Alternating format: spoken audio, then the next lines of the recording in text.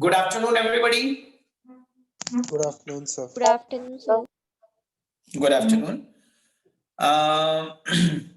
जो MWF वाले batch के स्टूडेंट्स हैं उनके बैच में कहां तक चल रहा था एग्जैक्टली कौन बताएगा मुझे, बताइए। कोई बता सकता है MWF 5 PM वाला कौन स्टूडेंट है?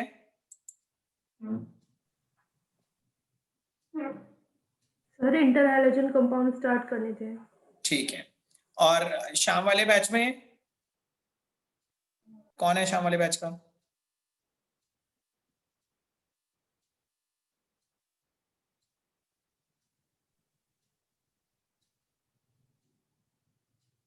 साहिल, आपने करा था शाम वाला बैच अटेंड? कौन है शाम वाले बैच का? सर मैंने रिकॉर्डिंग देखी थी वो। इवनिंग बैच के भी तो स्टूडेंट होंगे ना यहाँ पे। आयुष बतुला, आप कौन से बैच के हैं? सर यही स्टार्ट करना था हमें भी। ठीक है। देखो, दो क्वेश्चंस आपको एक बार फिर से रिवाइज करवा दूं, ध्यान से सुनिए सब लोग। इससे पहले हम ग्रुप 16 कंप्लीट कर चुके हैं और अब हमने ग्रुप 17 रिसेंटली स्टार्ट करा था। ग्रुप 17 के मेंबर्स मैं आपको बता चुका था, fluorine, chlorine, bromine, iodine and एस्टाडाइन।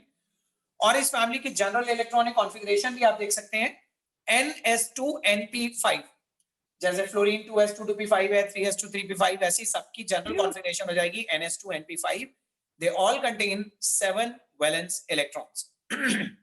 मैंने यहाँ पे एस्टाडाइन भी लिख रखा है, लेकिन मैंने आपको बताया था कि एस्टाडाइन एक हाईली रेडियोएक्टिव एलिमेंट है और हम एस्टाडाइन के बारे में कुछ नहीं पढ़ेंगे क्योंकि ये इतना अनस्टेबल होता है कि ये रखे रखे डिकम्पोज हो जाता है, हमें इसे स्टडी करने का भी टाइम नहीं मिलता। ठीक है, तो ये याद रखिएगा। यहाँ पे हम सिर्फ 4 ही एलिमेंट्स के बारे में स्टडी करेंगे, fluorine, chlorine, bromine and iodine. In 4 elements के बारे में स्टडी करेंगे। एक सेकेंड रुकिए, अभी तक ज्वाइन कर रहे हैं सारे स्टूडेंट, एक बार में ज्वाइन नहीं होता है।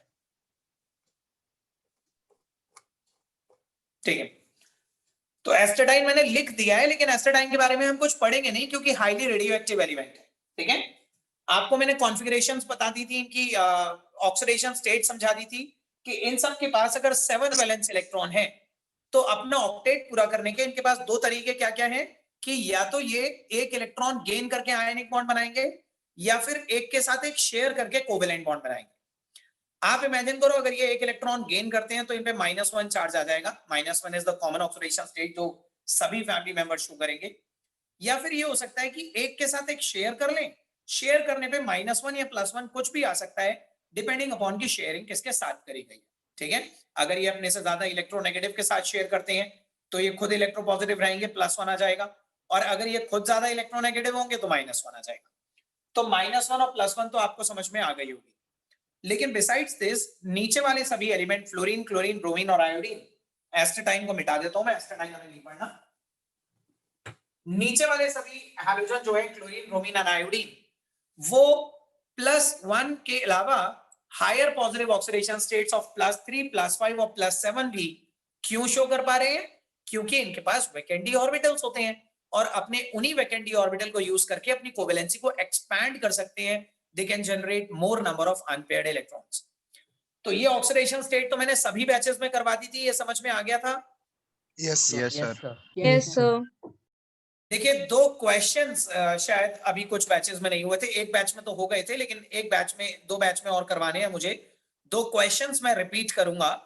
एक क्वेश्चन तो ये पूछा जाता है कि we have to arrange all the diatomic halogens in order of their bond dissociation energy. देखो, ये जो फ्लोरीन आपको पता है ना, ये सब डायटोमिक एग्जिस्ट करते हैं नेचर में, F2, Cl2, Br2 और I2। और इनके बीच का बॉन्ड तोड़ने के लिए जो एनर्जी लगेगी वो होगी बॉन्ड डिसोसिएशन एनर्जी। ठीक है, तो अगर हमें इन चारों हैलोजेंस को बॉन्ड डिसोसिएशन एनर्जी के ऑर्डर में लगाना है, ठीक है, मान लीजिए ये F2 में F और F के बीच का बॉन्ड तोड़ना है, इसी तरह से Cl2 में Cl Cl का बॉन्ड तोड़ना है, Br2 में Br Br का बॉन्ड तोड़ना है और I2 में I I का बॉन्ड तोड़ना है। तो इन बॉन्ड्स को तोड़ने के लिए जो एनर्जी लगेगी उसके ऑर्डर में लगाना है, बॉन्ड डिसोसिएशन एनर्जी के ऑर्डर। मैंने आपको बताया था इसका एक्सपेक्टेड ट्रेंड क्या होना चाहिए। आप सब लोग जनरली ये पढ़ते हो ना कि जो साइज में छोटे होते हैं वो स्ट्रॉन्ग बॉन्ड बनाते हैं और जो साइज में बड़े होते हैं वो वीक बॉन्ड बनाते हैं। तो हम एक्सपेक्ट कर रहे थे कि फ्लोरीन साइज में छोटा है तो फ्लोरीन का बॉन्ड बहुत स्ट्रॉन्ग होगा और इसे तोड़ने के लिए सबसे ज्यादा एनर्जी लगेगी। तो जो एक्सपेक्टेड बॉन्ड डिसोसिएशन एनर्जी का ऑर्डर था वो ये था F2 Cl2 Br2 और I2। This was the expected order, हम एक्सपेक्ट कर रहे थे ये होना चाहिए। आयोडीन की बॉन्ड डिसोसिएशन एनर्जी सबसे कम होनी चाहिए क्योंकि आयोडीन साइज में बहुत बड़ा है और जो बड़े होते हैं वो वीकली ओवरलैप करते हैं तो उनका बॉन्ड वीक बनता है। सो ये एक्सपेक्टेड ऑर्डर था, बट एक्चुअली में फाइंडिंग सजेस्ट करती है कि फ्लोरीन की बॉन्ड डिसोसिएशन एनर्जी जो होनी तो सबसे ज्यादा चाहिए थी वो एक्चुअली दो प्लेसेस पीछे शिफ्ट हो जाता है। यहाँ फ्लोरीन की बॉन्ड डिसोसिएशन एनर्जी ज्यादा होने की बजाय कम हो जाती है, क्लोरीन और ब्रोमीन दोनों से कम, और एक्चुअल ऑर्डर ये आता है Cl2 Br2 F2 और I2। तो आप में से मुझे कोई बता सकता है कि ये फ्लोरीन की बॉन्ड डिसोसिएशन एनर्जी कम क्यों हो गई, दो प्लेसेस पीछे क्यों चली गई? Sir, because fluorine is too small. Because fluorine actually बहुत ही छोटा होता है साइज में। It is the second smallest element of the periodic table, और दो छोटे छोटे फ्लोरीन, बहुत ही छोटे छोटे फ्लोरीन जब पास पास आएंगे ना ओवरलैप करने, तो 9 इलेक्ट्रॉन एक फ्लोरीन के और 9 इलेक्ट्रॉन दूसरे फ्लोरीन के, ये 18 इलेक्ट्रॉन इतनी पास पास आ जाते हैं कि बहुत ही strong inter electronic repulsions arise हो जाते हैं। And because of the very strong inter electronic repulsion between two fluorine atoms, उनका बॉन्ड स्ट्रॉन्गर होने के बजाय वीकर हो जाता है, इतना वीकर कि दो प्लेसेस पीछे शिफ्ट हो जाता है। ठीक है, तो ये बात याद रखिएगा। पहला क्वेश्चन तो ये पूछा जाता है कि if we are supposed to arrange these halogens in order of their bond dissociation energy, तो जो ऑर्डर आता है वो ये वाला आता है। ये होना चाहिए था लेकिन आता ही है। सब लोगों से पूछ रहा हूं जो आज इस क्वेश्चन को पहली बार सुन रहे हैं, क्या उन्हें समझ में आ गया ये डिक्रीजिंग बॉन्ड डिसोसिएशन एनर्जी का order? Yes, sir. Yes, sir. BD BD is bond dissociation energy, so this is the bond decreasing bond dissociation energy। एक दूसरा क्वेश्चन और सुनिए। दूसरा क्वेश्चन इनसे रिलेटेड ये पूछा जाता है कि which out of fluorine and chlorine will have higher electron gain enthalpy। देखो,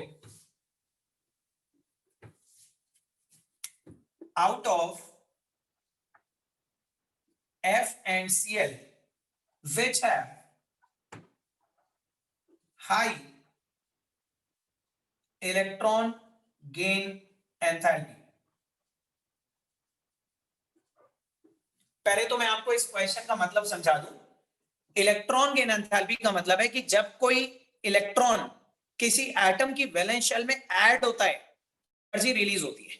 ठीक है, मान लीजिए ये एक एटम है और ये एक इलेक्ट्रॉन है बाहर निकला हुआ। ठीक है, बाहर कोई इलेक्ट्रॉन निकला हुआ है और हम चाहते हैं कि ये इलेक्ट्रॉन इसकी वैलेंस शेल में ऐड हो जाए। तो जब आप इस इलेक्ट्रॉन को वैलेंस शेल में ऐड करेंगे ना तो एनर्जी रिलीज होगी, क्योंकि आप नेगेटिव को पॉजिटिव के पास ला रहे हो, सिस्टम स्टेबल बन रहा है। तो जब भी इलेक्ट्रॉन न्यूक्लियस के इन्फ्लुएंस में आएगा, न्यूक्लियस के पास आएगा, तो हमेशा एनर्जी रिलीज होती है। तो जब इस इलेक्ट्रॉन को वैलेंस शेल में ऐड करने पे जो एनर्जी निकलती है उसी को हम बोलते हैं इलेक्ट्रॉन गेन एंथैल्पी। आपसे पूछा गया है फ्लोरीन और क्लोरीन में से कौन ज्यादा इलेक्ट्रॉन गेन एंथैल्पी रिलीज करेगा, कौन जल्दी इलेक्ट्रॉन लेके ज्यादा एनर्जी रिलीज करेगा। अब यहां पे भी एक्सपेक्टेड आंसर क्या था? देखो, एक्सपेक्टेड आंसर, एक्सपेक्टेड ट्रेंड ये होता है कि जो साइज में छोटे होते हैं वो जल्दी इलेक्ट्रॉन ले लेते हैं और ज्यादा एनर्जी रिलीज करते हैं, क्योंकि हम जानते हैं कि फ्लोरीन और क्लोरीन में से फ्लोरीन छोटा है साइज। फ्लोरीन का न्यूक्लियस वैलेंस शेल के ज्यादा पास है। देखो मैं बना देता हूं, मान लीजिए ये है क्लोरीन और ये है फ्लोरीन और बीच में ये इलेक्ट्रॉन रखा हुआ है। तो ये इलेक्ट्रॉन फ्लोरीन का न्यूक्लियस जल्दी खींच लेगा या क्लोरीन का न्यूक्लियस जल्दी खींच लेगा? कौन खींच लेगा इस इलेक्ट्रॉन को जल्दी?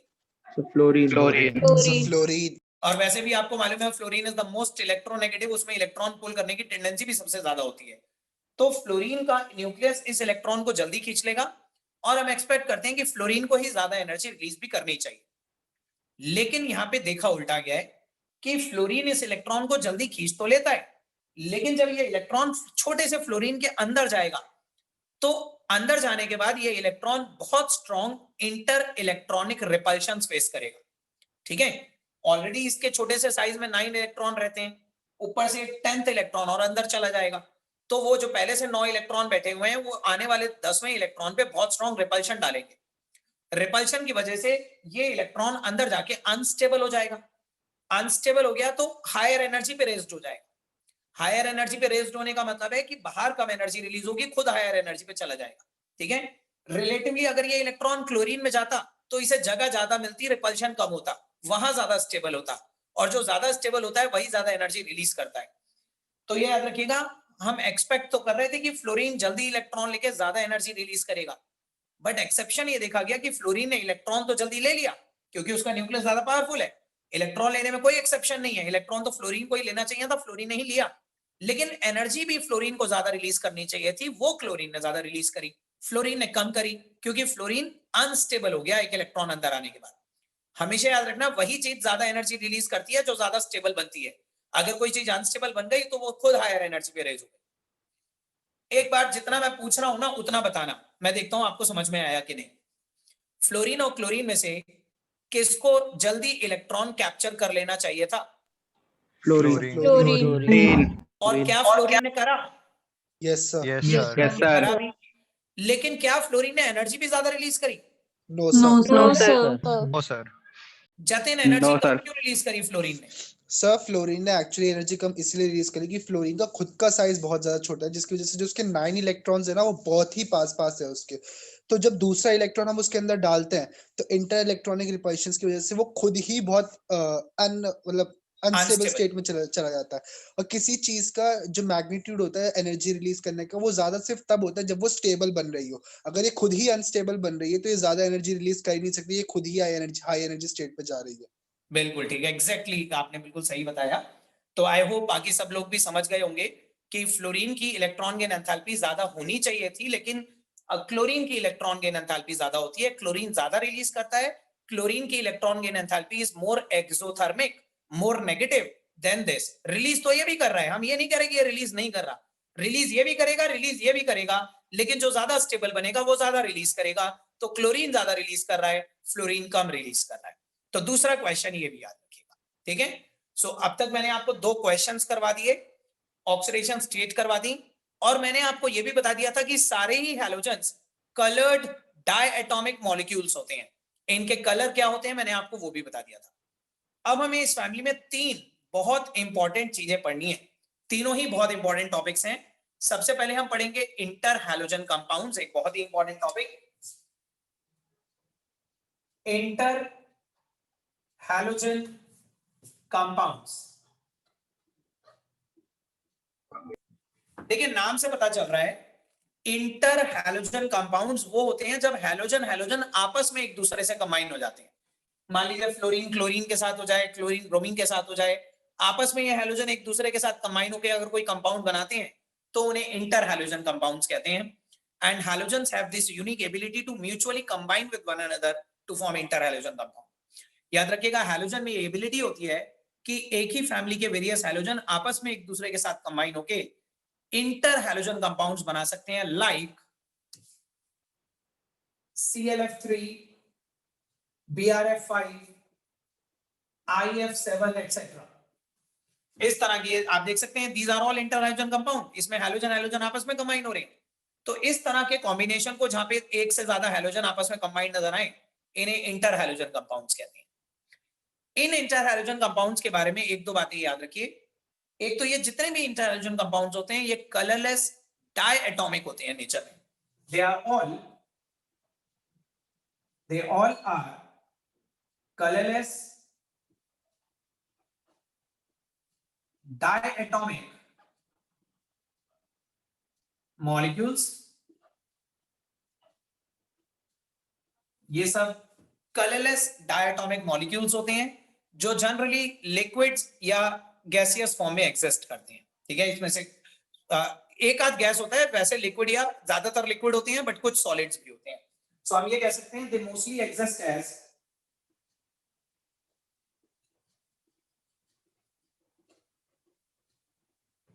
लिक्विड्स और सॉलिड्स। एक्सेप्शनली याद रखिएगा ClF3 एक गैस होता है, बट इसके अलावा बाकी सब लिक्विड्स या सॉलिड्स होते हैं। हमें क्या पढ़ना है इस टॉपिक से रिलेटेड? ये सिर्फ एक स्ट्रक्चर बेस्ड टॉपिक है, this is absolutely a structure based topic. आपको इस तरह का कोई भी इंटर हैलोजन कंपाउंड दिया जाएगा एग्जाम में, और आपको बताना होगा कि उस इंटर हैलोजन कंपाउंड की ज्योमेट्री क्या है, हाइब्रिडाइजेशन क्या है, शेप क्या है। ज्योमेट्री, शेप एंड हाइब्रिडाइजेशन, इन इंटरहैलोजन कंपाउंड्स की निकालने के लिए आती है। और उसके बाद मैं आपको एक बड़ा इंपॉर्टेंट क्वेश्चन करवाऊंगा जो इस इंटरहैलोजन कंपाउंड से रिलेटेड पूछा जाता है, ठीक है। आप लोग बताइए मुझे कि अगर हमें किसी भी कंपाउंड की शेप, ज्योमेट्री, हाइब्रिडाइजेशन पता लगानी होती है तो हम कैसे पता लगाते हैं? मान लीजिए ClF3 है, हमें पता लगाना है कि ClF3 में हाइब्रिडाइजेशन क्या है, ज्योमेट्री क्या है, तो हम कैसे पता लगाएंगे? आइडिया है किसी को? देखो, आप लोगों को याद है आपने क्लास 11th में हाइब्रिडाइजेशन फॉर्मूला पढ़ा था? Yes, sir. Yes sir. Hybridisation formula मैं बोर्ड पे लिख रहा हूं दोबारा, और उसे अप्लाई करेंगे तीनों पे।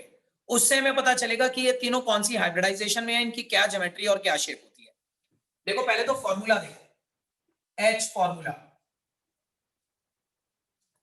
हाइब्रिडाइजेशन फॉर्मूले को शॉर्ट में H फॉर्मूला भी कहा जाता है।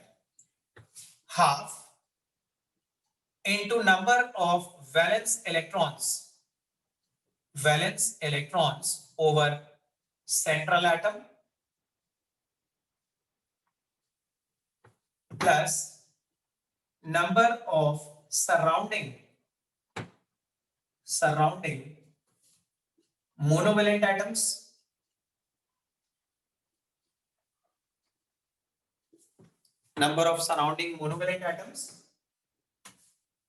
plus minus charge।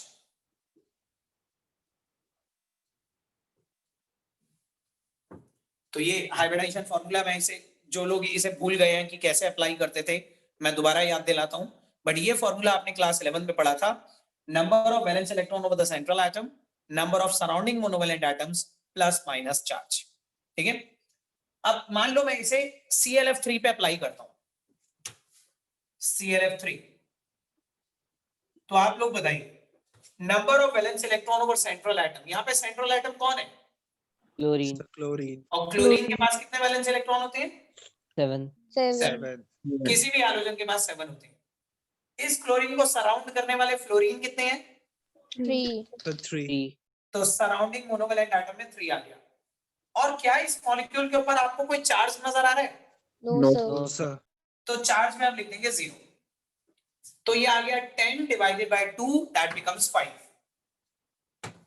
अब आप लोगों ने एक टेबल भी पढ़ा था कि जब भी आप इस फॉर्मूले को सॉल्व करते हो ना, जब भी आप इस किसी भी कंपाउंड पे आप इस फॉर्मूले को सॉल्व करोगे, तो ये जो वैल्यू आएगी आपकी, ये 2 से लेके 7 तक के बीच में कोई नंबर आएगा। 2, 3, 4, 5, 6, 7, बस ये 6 वैल्यूज आ सकती हैं। देखिए या तो आएगा 2 या 3 या 4 या 5 या 6 या 7। अगर कहीं पे 2 आ जाती है तो इसका मतलब है sp हाइब्रिडाइजेशन। 2 का मतलब होता है sp, 3 का मतलब होता है sp2। तो बताइए 4 का मतलब क्या होगा? sp3। 5 का मतलब sp3d। sp3d। और 6 मतलब sp3d2। और ये होगा sp3d3। तो हर एक नंबर एक पर्टिकुलर हाइब्रिडाइजेशन को कॉरस्पॉन्ड करता है। अब जैसे हमारा केस आया 5, तो बताइए कौन सी हाइब्रिडाइजेशन है? sp3d। तो sp3d के कॉरस्पॉन्डिंग ज्योमेट्री क्या होती है? Trigonal pyramidal. Bipyramidal. Trigonal. Trigonal bipyramidal. 3 bonds तो ट्रायंगल के वर्टिसेस पे बनेंगे और एक ऊपर एक नीचे बनेगा, PCl5 जैसे हुआ करता था, ठीक है। तो आप जरा ध्यान से देखना, मैं बनाकर दिखाता हूं। देखो ये याद रखिए सब लोग, ज्योमेट्री और शेप में अंतर होता है। Geometry is something else and shape is something else. आपको ये जो नंबर आ रहा है ना, इससे आपको ज्योमेट्री पता चल रही है, शेप नहीं पता चल रही। शेप कैसे पता चलेगी वो ध्यान से सुनिए। देखो ये जो नंबर आता है ना, इतने बॉन्ड बनने चाहिए थे। ये जो वैल्यू आ रही है 5, मतलब इतने बॉन्ड बनने चाहिए थे, लेकिन बन कितने रहे? क्लोरीन को सराउंड करने वाले फ्लोरीन दिख कितने रहे आपको? 3। बनने चाहिए थे 5, बन रहे हैं 3, तो इसका मतलब 2 जगह खाली है इसमें, तो वो हो गए लोन पेयर। ये जो नंबर आता है ना, और यहां जो सराउंडिंग एटम होते हैं, उसका जो डिफरेंस होता है वो नंबर ऑफ लोन पेयर होता है, ठीक है। अगर ये वैल्यू आ रही है 5 और यहाँ पे सराउंडिंग एटम है 3, तो इन दोनों का डिफरेंस हो गया 2, तो इस मॉलिक्यूल में 2 लोन पेयर होंगे। अब वो 2 लोन पेयर कहां लगाए जाएंगे? इक्वेटोरियल पोजीशन पे या एक्सियल पोजीशन पे? मतलब प्लेन में या परपेंडिकुलरली, सर तो वो लोन पेयर कहाँ लगाए जाएंगे, ये इस बात पे डिपेंड करता है कि ये जो रिजल्ट आया आपका ये ऑड है या इवन है। अगर ये रिजल्ट ऑड नंबर होता है तो हम लोन पेयर लगाते हैं, मालूम है किसी को कहाँ लगाते हैं? एक्सियली लोन पेयर लगाते हैं इक्वेटोरियल पोजीशन पे, ठीक है, प्लेन में। और अगर Yes. इवन होता है तो लगाते हैं एक्सियल पे, ऊपर नीचे। सबसे पहले तो आप सब लोग बताइए मुझे, इस मॉलिक्यूल में लोन पेयर कितने होंगे? सर दो। दो। तो देखो, बनना तो ये ऐसे चाहिए था, यहां पे क्लोरीन और एक बॉन्ड यहां, एक बॉन्ड यहां, एक बॉन्ड यहां, 3 बॉन्ड यहां, एक ऊपर एक नीचे। लेकिन इसमें क्योंकि 2 लोन पेयर है तो एक ये जगह खाली हो जाएगी, एक ये जगह खाली हो जाएगी, एक बॉन्ड यहां बनेगा, एक यहां बनेगा, एक यहां बनेगा। यानी कि अगर मैं ये आउटलाइन ना बनाऊं, सिर्फ क्लोरीन और फ्लोरीन दिखाऊं, तो क्लोरीन के एक ऊपर फ्लोरीन, एक नीचे फ्लोरीन और एक सामने फ्लोरीन। कोई बता सकता है इस शेप को क्या बोलते थे? सीसॉ करके। सीसॉ। नहीं, सीसॉ नहीं, टी शेप। दिस वाज, ये टी है ना, अल्फाबेट टी, ये टी शेप होती है, सीसॉ नहीं होता। सीसॉ कुछ और होता है, मैं बताऊंगा अभी आएगा, ठीक है। So this is a T shape. तो ये याद रखिएगा, ClF3 में वैल्यू आई 5, 5 से हमें ज्योमेट्री और हाइब्रिडाइजेशन पता चल गई, sp3d and trigonal bipyramidal. Trigonal bipyramidal में 3 ट्रायंगल के अंदर बॉन्ड बनने चाहिए थे, एक ऊपर एक नीचे, 5 बनने चाहिए थे। लेकिन हमने देखा इसके अंदर 2 लोन पेयर हैं, और ये नंबर ऑड था, तो ऑड नंबर पे लोन पेयर फिगर के अंदर लगेंगे, ठीक है। अगर ये इवन होता तो हम ऊपर या नीचे लगाते लोन पेयर, ठीक है। तो हमें 2 लोन पेयर पता चल गए, हमने किसी भी ट्रायंगल की 2 वर्टिसेस पर लोन पेयर लगा दिए, बाकी बचे 3 बॉन्ड, उससे हमें पता चला कि शेप है टी। बताइए, इसके बारे में आपको सारी चीजें समझ में आ गई? Yes sir. Yes sir. अगर आ गया तो एक बार अगला वाला खुद ट्राई करो जरा, BRF5 सब बनाकर देखो कि क्या शेप आ रही है, क्या ज्योमेट्री आ रही है, कितने लोन पेयर है। और सिर्फ मेरे को चैट बॉक्स में लिखकर बताना, कोई बोलेगा नहीं, शेप और ज्योमेट्री BRF5।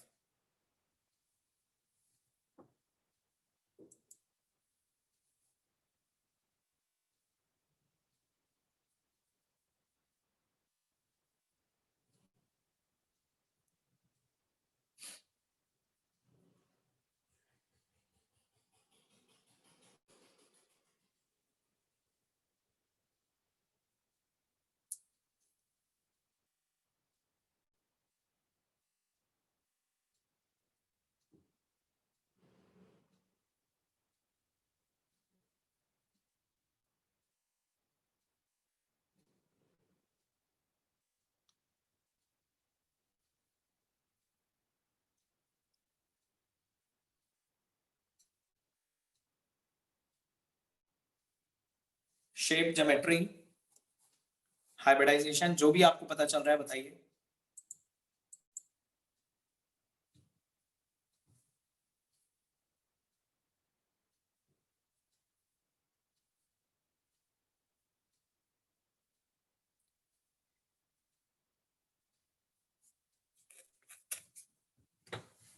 देखिए, अगर किसी को डाउट है तो ऐसे आंसर तो सही भेज रहे हो आप लोग, लेकिन फिर भी और प्रॉपर्ली सुन लीजिए। अगर किसी को डाउट है, BRF5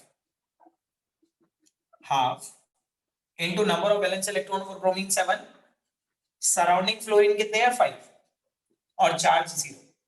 तो ये वैल्यू आएगी 12 डिवाइड बाय 2 यानी कि 6, और 6 का मतलब होता है sp3d2। 6 के कॉरस्पॉन्डिंग जो ज्योमेट्री होती है उसके 2 नाम होते हैं, या तो आप बोलो ऑक्टाहेड्रल या बोल लो स्क्वायर बायपिरामिडल, एक ही बात, स्क्वायर बायपिरामिडल, या ऑक्टाहेड्रल भी बोल सकते हो, और ऑक्टाहेड्रल।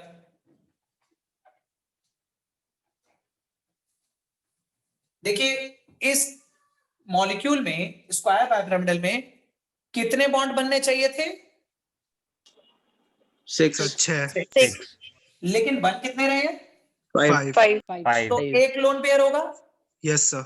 यस और वो लोन पेयर परपेंडिकुलरली अलाइन करा जाएगा या प्लेन में? Sir perpendicular. परपेंडिकुलर। क्योंकि नंबर इवन है। तो आप देखिए, एक स्क्वायर के सेंटर पे BR 4 कॉर्नर पे 4 फ्लोरीन, ऊपर या नीचे एक फ्लोरीन लगा देंगे और एक जगह लोन पेयर लगा देंगे, तो स्क्वायर के सिर्फ एक ही तरफ पिरामिड बनेगा, दूसरी तरफ पिरामिड बनेगा ही नहीं। अगर नीचे भी बॉन्ड होता तो एक पिरामिड ऊपर बन जाता, एक पिरामिड नीचे बन जाता, लेकिन एक तरफ बॉन्ड नहीं है तो एक तरफ पिरामिड बनना बंद हो गया। तो बताइए शेप क्या होगी? Square pyramidal. pyramidal. Square pyramid. बताइए क्लियर हो गया सबको? Yes, sir. अब Yes, लास्ट वाला करो IF7, IF7 करो।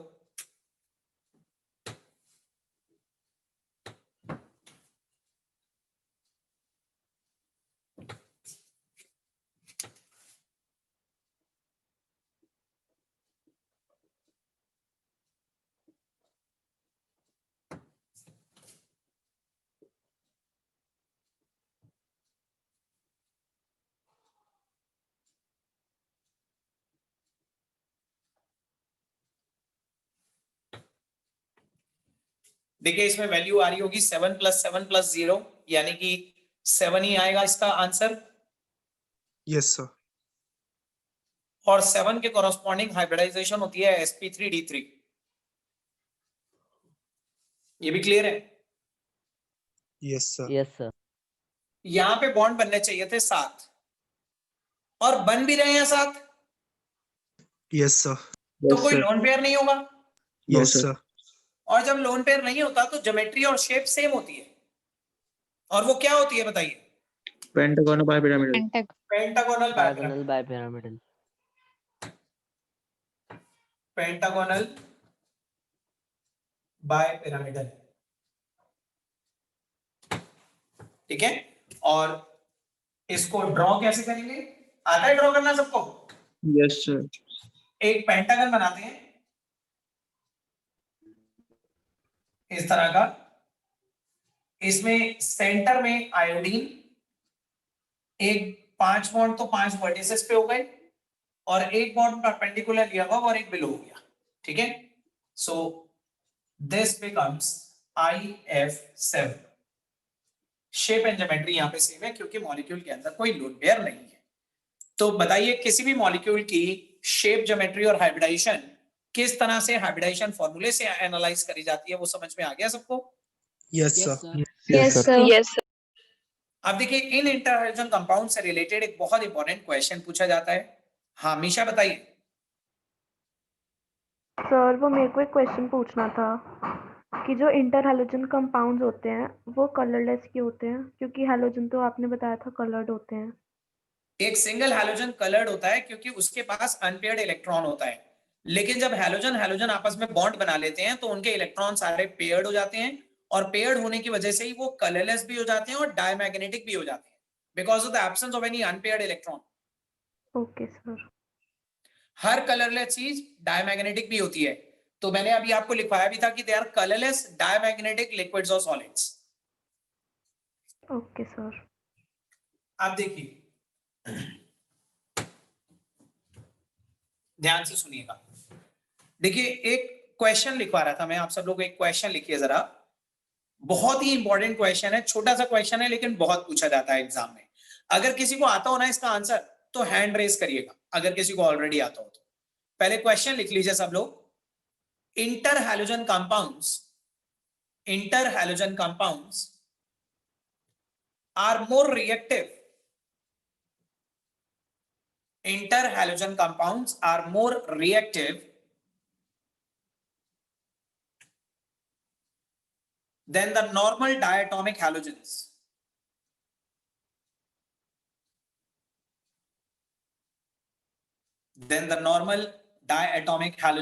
Why? सर रिपीट कर दो एक बार। Interhalogen compounds are more reactive. Interhalogen compounds are more reactive than the normal diatomic halogens. More reactive than the normal diatomic halogens. Why?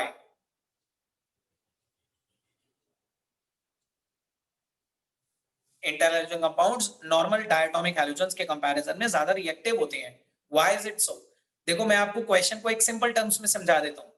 आपसे ये पूछा गया है कि x dash type of compound, inter halogen compound को generally हम ऐसे represent करते हैं x डैश, क्योंकि दो अलग अलग हैलोजन होते हैं और जिसमें दोनों हैलोजन सेम होते हैं उन्हें हम x2 लिखते हैं x।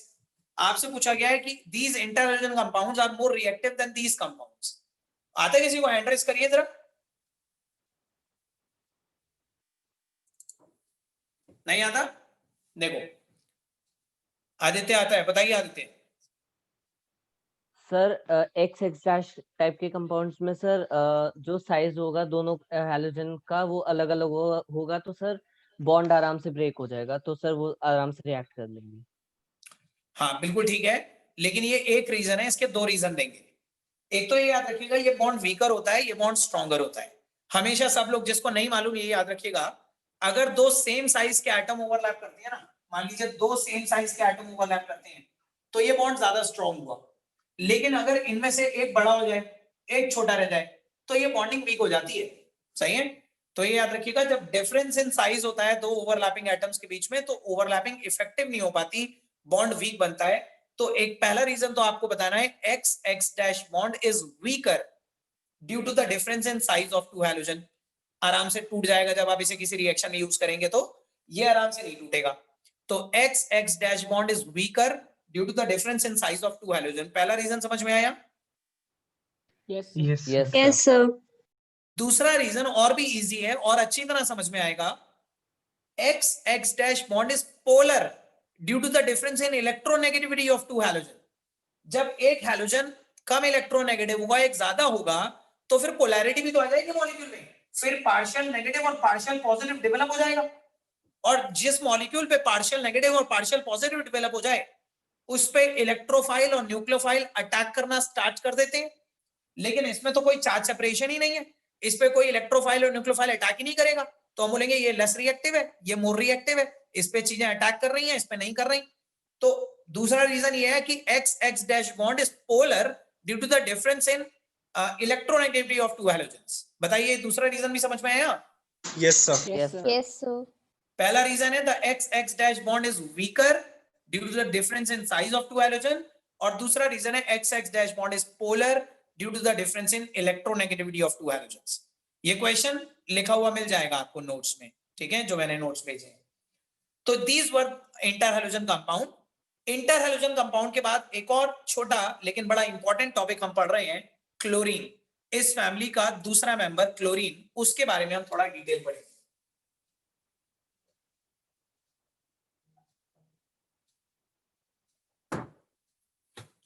देखो क्लोरीन के बारे में कुछ बेसिक सी इंफॉर्मेशन आपको पढ़नी है। मैं कुछ इंपॉर्टेंट पॉइंट्स बुलेट्स की फॉर्म में यहां पे लिख रहा हूं बोर्ड पे, ध्यान से देखिएगा। एक तो याद रखिएगा, chlorine is a colourless gas with a pungent and suffocating odor. Pungent and suffocating odor. एक कलरलेस गैस होती है जिसकी पंजेंट स्मेल होती है और सफोकेटिंग ओडर होता है। मतलब suffocating odour in the sense कि क्लोरीन के एनवायरनमेंट में आपको ब्रीदिंग प्रॉब्लम होगी, सफोकेशन फील होगी, ठीक है। दूसरा ये याद रखिएगा, it is soluble in water and heavier than air. Heavier than air. ठीक है? सॉरी मैंने पहला वाला वर्ड गलत लिखा दिया। Yes, sir. ये कलरलेस गैस नहीं होती, ग्रीनिश येलो गैस होती है। सॉरी, इट्स हैलोजन कोई कलरलेस होता ही नहीं है, सभी कलर्ड होते हैं। So greenish yellow gas, greenish yellow gas with a pungent and suffocating odor, soluble in water, heavier than air. और याद रखिएगा, under pressure it can be liquefied to a greenish yellow liquid. ठीक है, liquefy under pressure to a greenish yellow liquid with a boiling point of 239 Kelvin. जो liquid chlorine होती है ना, आप क्लोरीन एक ग्रीनिश येलो गैस होती है और उसके ऊपर आप प्रेशर लगाओगे तो वो ग्रीनिश येलो ही लिक्विड बन जाएगा और वो लिक्विड 239 केल्विन का बॉइलिंग पॉइंट एक्सिबिट करेगा। क्लोरीन के बारे में याद रखिएगा, chlorine was first prepared by a scientist named Scheele in 1774, ठीक है, first prepared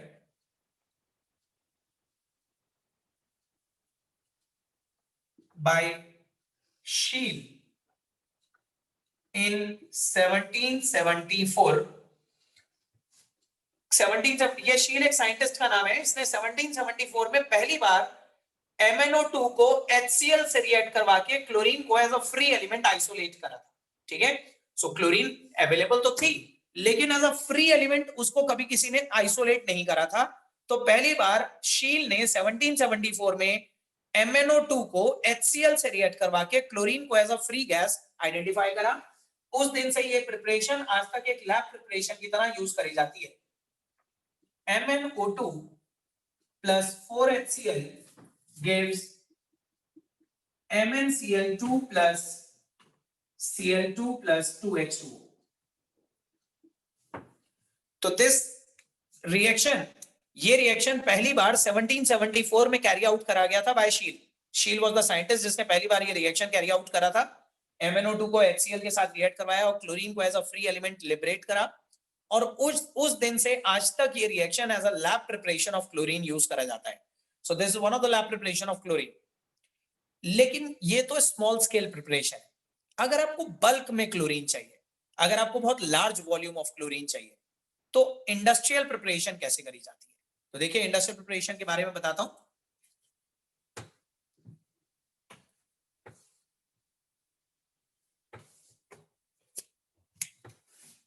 industrial preparation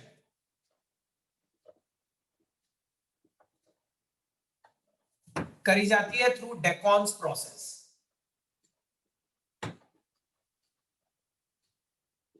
chlorine की इंडस्ट्रियल प्रिपरेशन का नाम याद रखिएगा, डेकॉन्स प्रोसेस। और इस डेकॉन्स प्रोसेस में HCl को मॉलिक्यूलर ऑक्सीजन के साथ रिएक्ट करवाया जाता है। 4 molecules of HCl when treated with molecular oxygen in presence of CuCl2 as a catalyst। CuCl2 एक कैटलिस्ट की तरह लिया जा रहा है, तो यहां पे मिलेगा 2H2O plus Cl2, 2Cl2। So this is the industrial preparation of chlorine. This method is called Decon's process। तो इंडस्ट्रियली भी और लैब में भी दोनों केसेस में क्लोरीन HCl से बनाई जाती है। लैब में HCl को MnO2 से रिएक्ट करवाते हैं और इंडस्ट्रियली उस HCl का ऑक्सीडेशन करते हैं CuCl2 की प्रेजेंस में।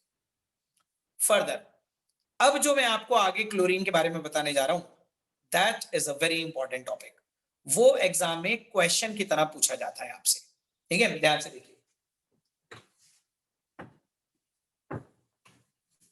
आपको एक पैराग्राफ लिखवाऊं, आप लिखेंगे? Yes yes sir. लिखिए। अब जो पैराग्राफ है ना वो लिखकर ज्यादा अच्छा समझ में आएगा, आप उसे लिखिए जरा। The aqueous solution of chlorine, the aqueous solution of chlorine, aqueous solution of chlorine is known as chlorine water। Aqueous solution of chlorine is known as chlorine water, chlorine water,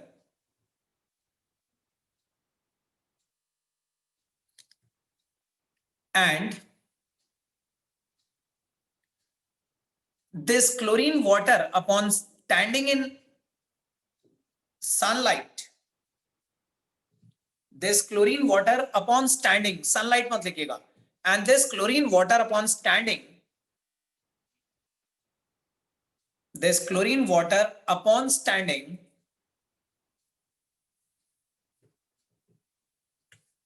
decompose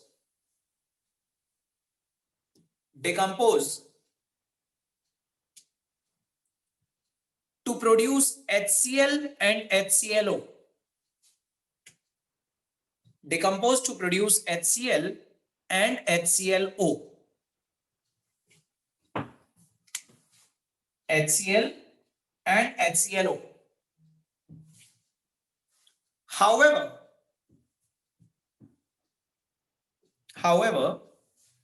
the HClO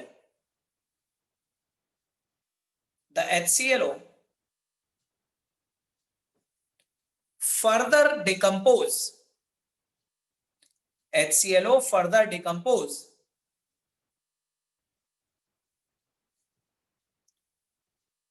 to produce HCl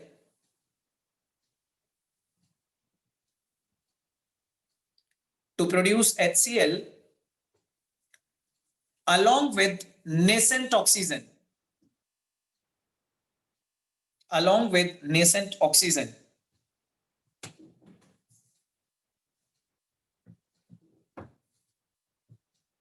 It is due to this reason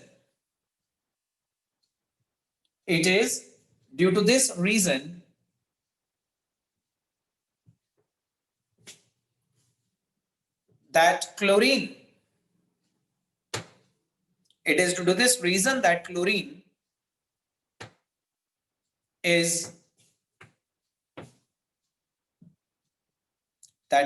is a very strong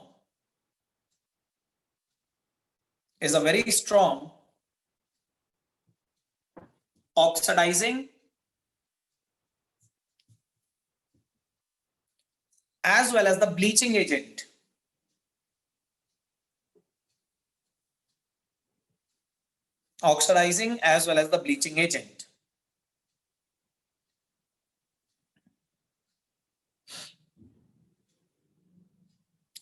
यहां तक लिख लिया या बीच में कोई word miss हुआ है तो मैं दोबारा रिपीट कर दूंगा।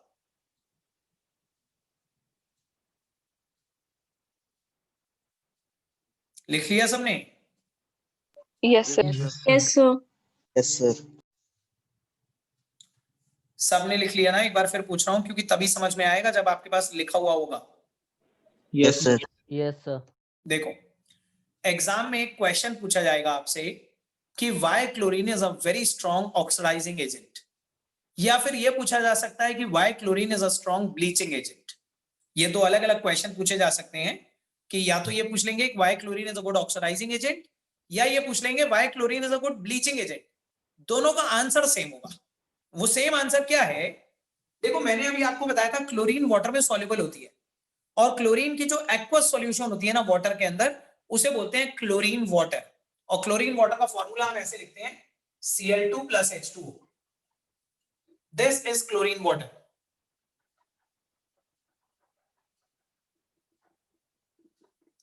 तो क्लोरीन वाटर को ऐसे लिखा जाता है, मतलब उसका कोई एक सिंगल फॉर्मूला नहीं होता, Cl2 + H2O करके लिखा जाता है। ये याद रखिएगा, ये क्लोरीन वाटर एक अनस्टेबल सॉल्यूशन होती है। अगर आप एक बीकर के अंदर क्लोरीन वाटर को रख के छोड़ देते हैं एट रेस्ट, जैसे हम बोल रहे हैं स्टैंडिंग, अगर आप क्लोरीन वाटर को एक बीकर में भर के रख के छोड़ देते हैं तो आप देखेंगे रखे रखे कुछ देर में ये क्लोरीन वाटर के साथ रिएक्ट करके डिकम्पोज हो जाएगी टू प्रोड्यूस HCl + HClO।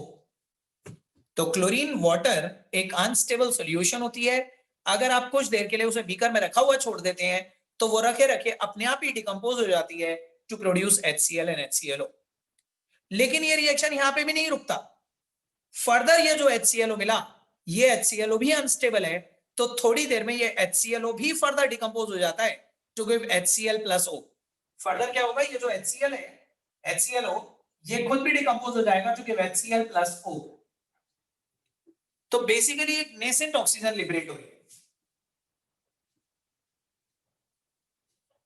और ये नेसेंट ऑक्सीजन किसी भी दूसरे एलिमेंट में अगर ऐड हो गई तो दूसरे का ऑक्सीडेशन हो जाएगा। तो दैट्स व्हाई वी से कि क्लोरीन वाटर या chlorine is a very strong oxidising agent. तो अगर आपसे पूछा जाए ना कि why chlorine is a good oxidising agent, तो आप ये बोलेंगे कि the aqueous solution of chlorine first decompose to produce HCl and HClO, and that HClO further decompose to liberate nascent oxygen, जिसकी वजह से क्लोरीन एक बहुत अच्छी ऑक्सीडाइजिंग एजेंट की तरह बिहेव करती है। तो बताइए why chlorine is a good oxidising agent, क्या ये बात आपको समझ में आ गई? Yes sir. Yes, sir. ये दोनों इक्वेशन एक तो लिखनी है आपने। दूसरा देखो, मैंने आपको क्या बताया, या तो आपसे ये पूछा जाएगा कि why chlorine is a good oxidising agent, या आपसे ये पूछा जाएगा कि why chlorine is a good bleaching agent. उसका भी आंसर यही होगा। अब ये बात आपको समझ में आई, किस किस को आ गया कि अगर क्लोरीन एक ब्लीचिंग एजेंट की तरह पूछा जाए तब भी हमें यही आंसर क्यों देना है? ब्लीचिंग एजेंट का मतलब मालूम है आप लोगों को या नहीं? Yes sir. क्या होता है रोहन, बताओ। सर किसी मतलब पेपर को वाइट करना होता है सर, यूज जरूरी होता है। नहीं है व्हाइट करना। बेसिकली ब्लीचिंग का मतलब होता है डीकलराइज करना, किसी भी चीज के कलर को उड़ा देना। ठीक है, सब लोग जानते हैं, किसी ने सुना था पहले ब्लीच मतलब decolourise? Yes, Yes, sir. sir. Yes, sir. Yes, sir. तो आपसे या तो ये पूछा जा सकता है कि why chlorine is a good oxidising agent, या ये पूछा जा सकता है कि why chlorine is a good bleaching agent. अब देखिए, अगर आपसे ये पूछा जाता है कि why chlorine is a good oxidising agent, तो भी आपको ये आंसर देना और आपको समझ में भी आ रहा है कि हाँ ऑक्सीडाइजिंग एजेंट होगा क्योंकि ऑक्सीजन दे रहा है। लेकिन अगर आपसे पूछा जाए कि why chlorine is a bleaching agent, तो ये आंसर क्यों देना है हमें, वो समझिए।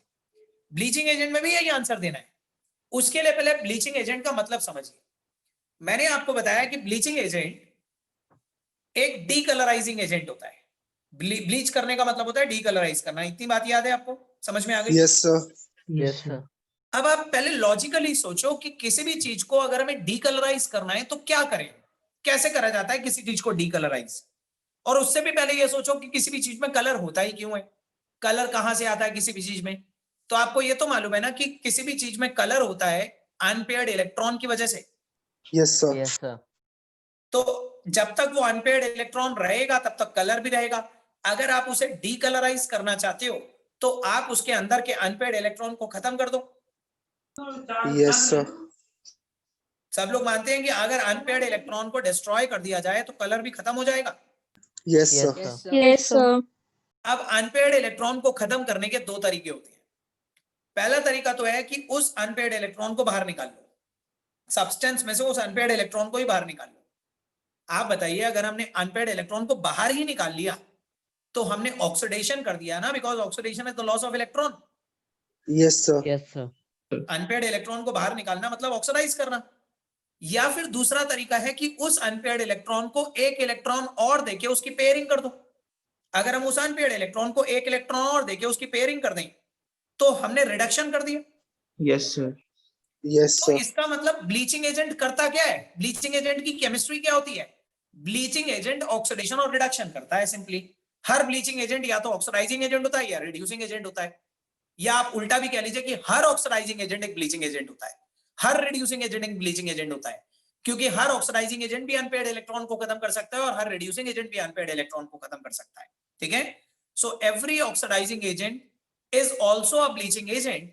तो अगर आपको यह बात समझ में आ गई कि chlorine is a good oxidising agent, तो ये क्वाइट ऑब्वियस हो गया कि because it is a good oxidising agent therefore it will also be a good bleaching agent. तो चाहे आपसे ब्लीचिंग एजेंट पूछा जाए तब भी आपको यही आंसर देना है। Yes, sir. Yes, sir. Yes sir. सबको बात समझ में आ गई कि नहीं? Yes sir. Yes, sir. Yes, sir. Yes, sir. ठीक है, so chlorine is a good oxidising agent या chlorine is a good bleaching agent, दोनों केसेस में हमें ये इक्वेशन और थ्योरेटिकली एक्सप्लेनेशन देनी है। उसके बाद हमें एक छोटा सा टॉपिक करना है हैलोजन फैमिली में, ऑक्सो एसिड्स ऑफ हैलोजन, जो एक स्ट्रक्चर बेस्ड टॉपिक है और इसमें दो बहुत इंपॉर्टेंट क्वेश्चंस आपसे पूछे जाएंगे, ऑक्सो एसिड्स ऑफ हैलोजन। अच्छा, एक क्वेश्चन और ऑक्सो एसिड से पहले एक छोटा सा क्वेश्चन और, क्लोरीन से रिलेटेड एक 1 मार्क क्वेश्चन एग्जाम में ये कई बार आता है कि name 2 poisonous gases of chlorine, name 2 poisonous gases of chlorine, toxic या पॉइजनस गैसेस ऑफ क्लोरीन। तो एग्जाम में तो वैसे 2 ही पूछी जाती हैं, मैं आपको 3 बता देता हूं, उन 3 में से कोई सी भी 2 आप आंसर में लिख आइएगा। देखिए, एक तो होती है COCl2, दिस इज फॉस्जीन, ये तो सुना है ना नाम आप लोगों ने, फॉस्जीन सुना है कि नहीं? Yes, sir. दूसरी होती है CCl3NO2, this is chloropicrin,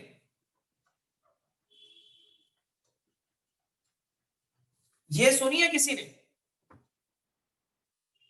No, sir. No sir. No sir. Chloropicrine is commonly called tear gas.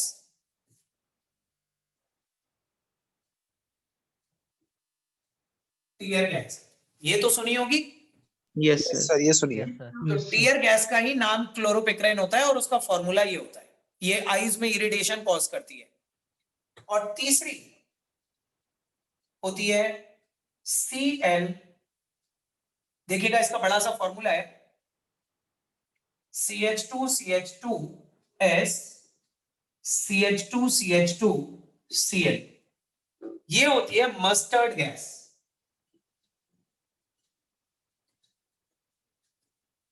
बहुत ही ज्यादा पॉइजनस गैस होती है ये, ठीक है। So there are 3 poisonous gases of chlorine, मतलब होती तो और भी हैं, आप ये 3 याद रखिए। The 3 very poisonous gases of chlorine are phosgene, tear gas and mustard gas, ठीक है। अब आते हैं हम अपने लास्ट टॉपिक पे, इस फैमिली से related last topic, oxo acids of halogens.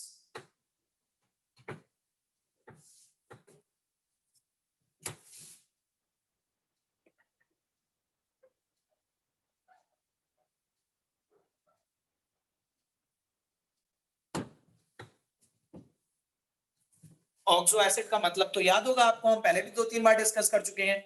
Oxo acids are the acid containing halogens, मालूम है ना? सॉरी सर ऑक्सीजन होगा ना? Sir oxygen. Yes sir. Halogen के ऑक्सो एसिड देखने हैं हमें। देखो मैंने आपको पिछली फैमिली में सिर्फ सल्फर के ऑक्सो एसिड करवाए थे। एलिमेंट तो उसमें बहुत सारे थे, ऑक्सीजन, सल्फर, सेलेनियम, टेलुरियम, लेकिन हमने सिर्फ सल्फर के ऑक्सो एसिड देखे थे। उससे पिछली फैमिली में हमने नाइट्रोजन का oxo acid, nitric acid discuss करा था। लेकिन इस फैमिली में हम चारों हैलोजन के ऑक्सो एसिड देखेंगे, क्लोरीन के भी, ब्रोमीन के भी, फ्लोरीन के भी और आयोडीन के भी। और उन चारों ऑक्सो एसिड से रिलेटेड 2 बहुत इंपॉर्टेंट क्वेश्चंस जो आपको बहुत पूछे जाते हैं एग्जाम में, ठीक है। सो पहले मैं एक टेबल की फॉर्म में चारों हैलोजन के ऑक्सो एसिड्स बता रहा हूं कि कौन कौन से ऑक्सो एसिड ये हैलोजन बनाते हैं, ठीक है।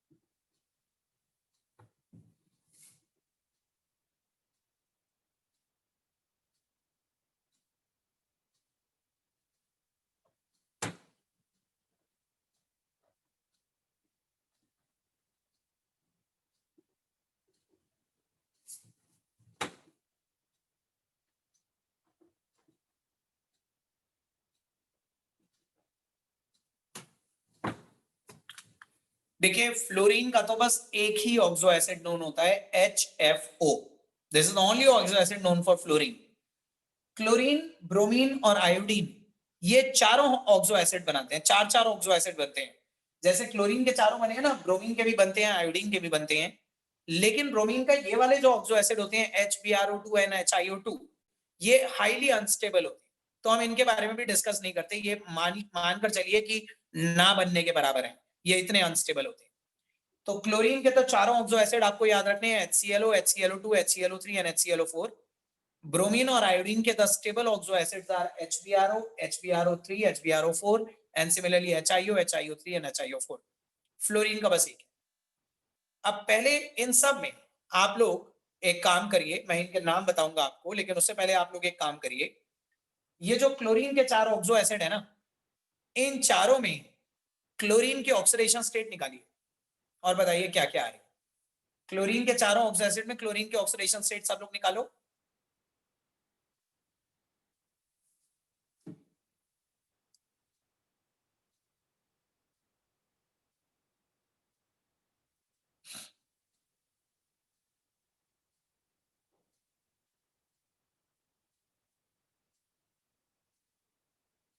यस सर निकाल दी। चारों की निकाली Mehul? Yes sir. Yes sir हो गई। तो 1, 3, 5 और 7 आ रही होगी। Yes sir. Yes sir. +1 +3 +5 +7, ठीक है। अब जैसे हमने HClO में क्लोरीन की निकाली है, HFO में फ्लोरीन की निकालो जरा। सर निकल गई कितनी आई? सर +1। क्या फ्लोरीन पे प्लस हो सकता है?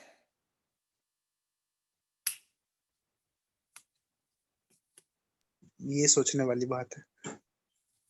तो सोचो और सोच के बताओ।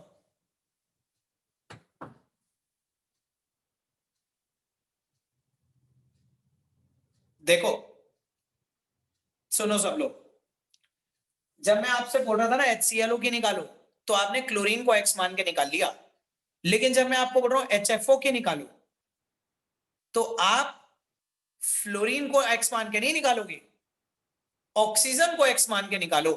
फ्लोरीन तो हमें मालूम है -1 के अलावा कुछ होता ही नहीं है, फ्लोरीन को -1 ले लो, ऑक्सीजन को निकालो।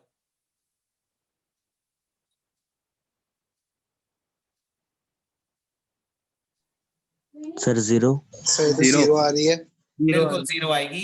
ऑक्सीजन की ऑक्सीडेशन स्टेट, फ्लोरीन -1 होगा, हाइड्रोजन +1 होगा, ऑक्सीजन बीच में होता है। देखो इसके अंदर बॉन्डिंग ऐसे होती है, ऑक्सीजन हाइड्रोजन फ्लोरीन, ऑक्सीजन ना बैलेंस्ड हो जाता है। अगर आप हाइड्रोजन के रेस्पेक्ट में देखो तो ऑक्सीजन ज्यादा इलेक्ट्रोनेगेटिव है, ऑक्सीजन अपनी तरफ इलेक्ट्रॉन खींचता है, जिसकी वजह से उस पर -1 आता है। लेकिन जैसे ही उस पर -1 आता है, फ्लोरीन उससे खींच लेता है, तो उसका -1 फिर न्यूट्रल हो जाता है। तो एक तरफ से तो ऑक्सीजन खींच रहा है हाइड्रोजन से, लेकिन फ्लोरीन ऑक्सीजन से भी खींच लेता है, तो ऑक्सीजन फिर न्यूट्रल हो जाता है। तो फ्लोरीन पे -1 है, हाइड्रोजन पे +1 है, और ऑक्सीजन 0 ऑक्सीडेशन स्टेट में है इसमें। समझ गए? Yes sir. Yes. Yes sir. आप देखो, सबसे पहला क्वेश्चन, 2 क्वेश्चन पूछे। अच्छा, क्वेश्चन से पहले मैं इनके नाम बता दूं आपको। ये जो सिंगल ऑक्सीजन वाले हैं ना, जिनमें एक एक ऑक्सीजन आ रहा है, ये वाले चारों ऑक्सो एसिड, इनका जनरल नेम होता है हाइपोहेलस एसिड्स। Hypohalous acids. जिनमें 2 ऑक्सीजन होते हैं उन्हें बोलते हैं हेलस एसिड्स। हेलस एसिड्स। जिनमें 3 ऑक्सीजन होते हैं उन्हें बोलते हैं हेलिक एसिड्स। हेलिक एसिड्स। और जिनमें 4 ऑक्सीजन होते हैं उन्हें बोलते हैं पर हेलिक एसिड्स। पर हेलिक एसिड्स। बट ये जनरल नेम है, एक्चुअल नाम तो आप हैलोजन के हिसाब से बताओगे। फॉर एग्जांपल HBRO का नाम क्या होगा बताइए? हाइपोबोरस ब्रोमस। ब्रोमस एसिड। हाइपोब्रोमस, हेलस की जगह ब्रोमस, हाइपोब्रोमस एसिड। तो HIO का क्या होगा? हाइपोआयोडस एसिड। और ये हाइपोफ्लोरस एसिड। Hypofluorous acid. तो ये क्लोरस एसिड। Chlorous acid. और ये ब्रोमिक एसिड। ब्रोमिक और ये acid. Perchloric acid. Perchloric acid. Per chloric, per bromic, per iodic. Chloric, bromic, iodic, chlorous, hypofluorous, hypochlorous, hypobromous, hypoiodous. तो name कैसे करना है समझ गए? Yes sir. Yes sir. Yes sir. आप देखिए, पहला क्वेश्चन लिख लीजिए, आंसर नहीं लिखेंगे, आंसर तो मैं ओरली समझाऊंगा, आप क्वेश्चन लिख लीजिए। Arrange all hypohelous acids, arrange all hypohelous acids in order of their acidic strength. Arrange all hypohelous acids in order of their acidic strength.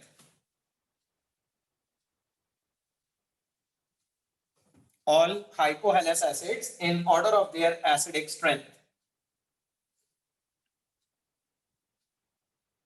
लिखा क्वेश्चन? Yes sir. किन किन चीजों को एसिडिक स्ट्रेंथ के ऑर्डर में लगाना है?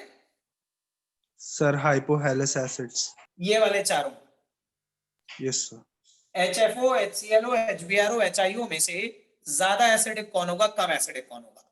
देखिए बड़ा सिंपल तरीका है। पहले मैं आपको चारों के स्ट्रक्चर दिखा दूं। आप देखो HFO बना हुआ है आपके सामने, ऐसे ही सारे होते हैं, HOCl, HOBr एंड HOI। ठीक है, ये बाहर चला गया। यहां बना देता हूं HOI। ये चारों का स्ट्रक्चर एक जैसा ही होता है। आप देखो यहां पे ना एसिडिक स्ट्रेंथ हम वैसे डिसाइड करेंगे जैसे हम ऑर्गेनिक में करते हैं।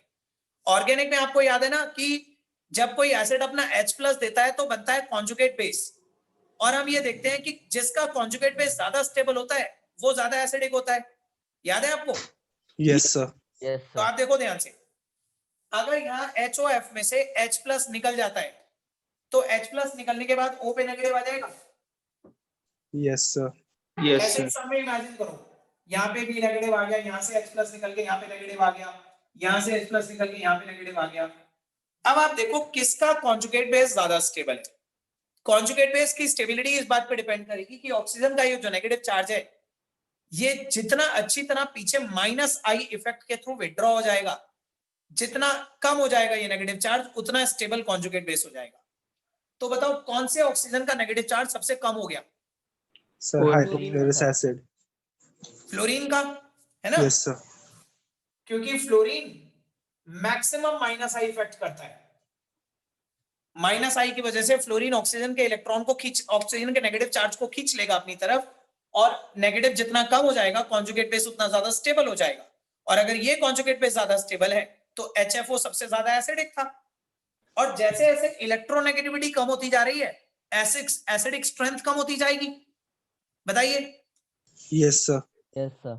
तो देखिए एसिडिक स्ट्रेंथ का ऑर्डर हो जाएगा HFO greater than HClO greater than HBrO greater than HIO. This is the acidic strength of various hypohalous acids. एक बार मुझे फिर बता दीजिए अगर किसी को ये रीजन नहीं समझ में आया तो। क्लियर है? Yes sir. Yes sir. Yes sir. दूसरा क्वेश्चन लिखिए, arrange the oxo acids of chlorine. Arrange the oxo acids of chlorine in order of their acidic strength. Arrange the oxo acids of chlorine in order of their acidic strength.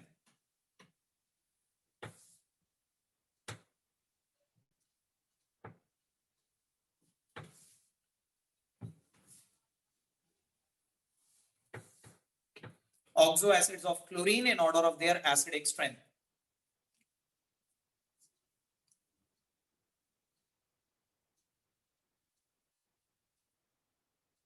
लिखा question पूरा? Yes sir. ये जो chlorine के चारों oxo acid है ना, इन्हें acidic strength के ऑर्डर में लगाना है। ये भी स्ट्रक्चर के बेसिस पे ही पता चलेगा आपको। मैं चारों के स्ट्रक्चर बना रहा हूं, ध्यान से देखना। HOCl,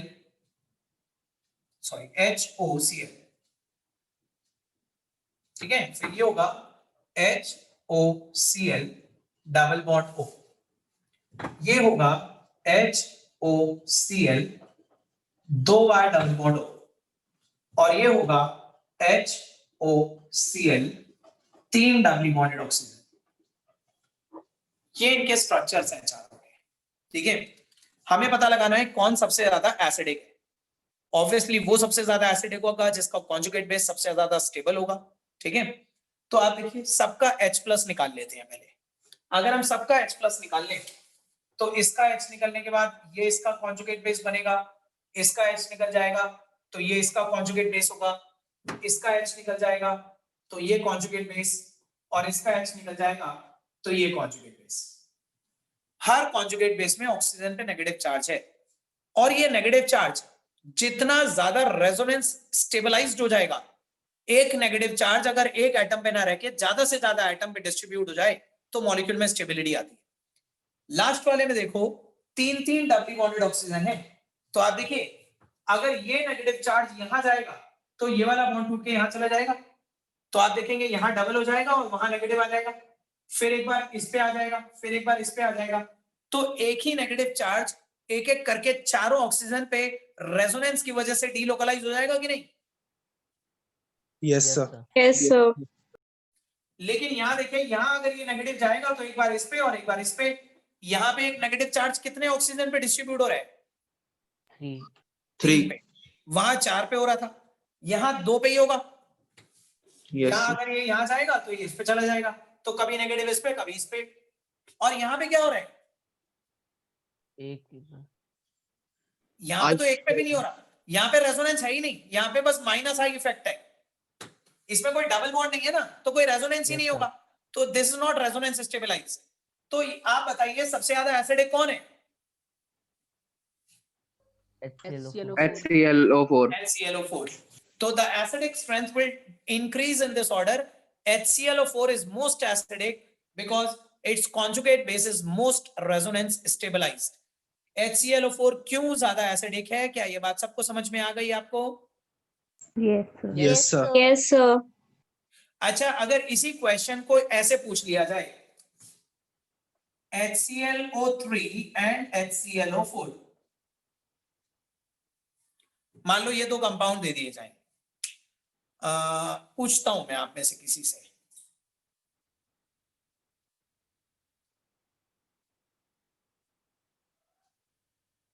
कीर्ति आप बताओ,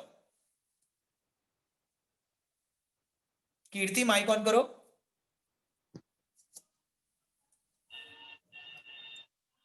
कर लिया? ये बताइए, which out of HClO3 and HClO4 will have higher value of pKa?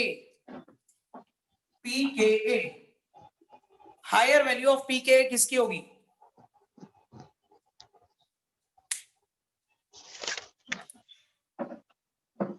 आता है कीर्ति? No, sir.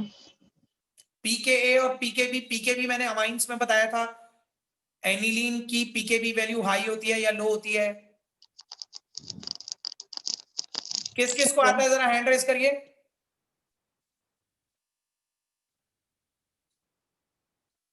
ये तो काफी लोगों को आना चाहिए ना, क्योंकि मैंने pKb और pKb का कांसेप्ट तो समझाया ही था।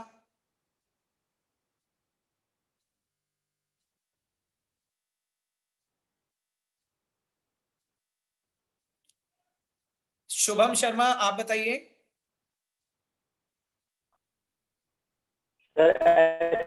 HClO3 का ज्यादा होगा क्योंकि pK इनवर्स से रिलेटेड होता है एसिडिक स्ट्रेंथ से।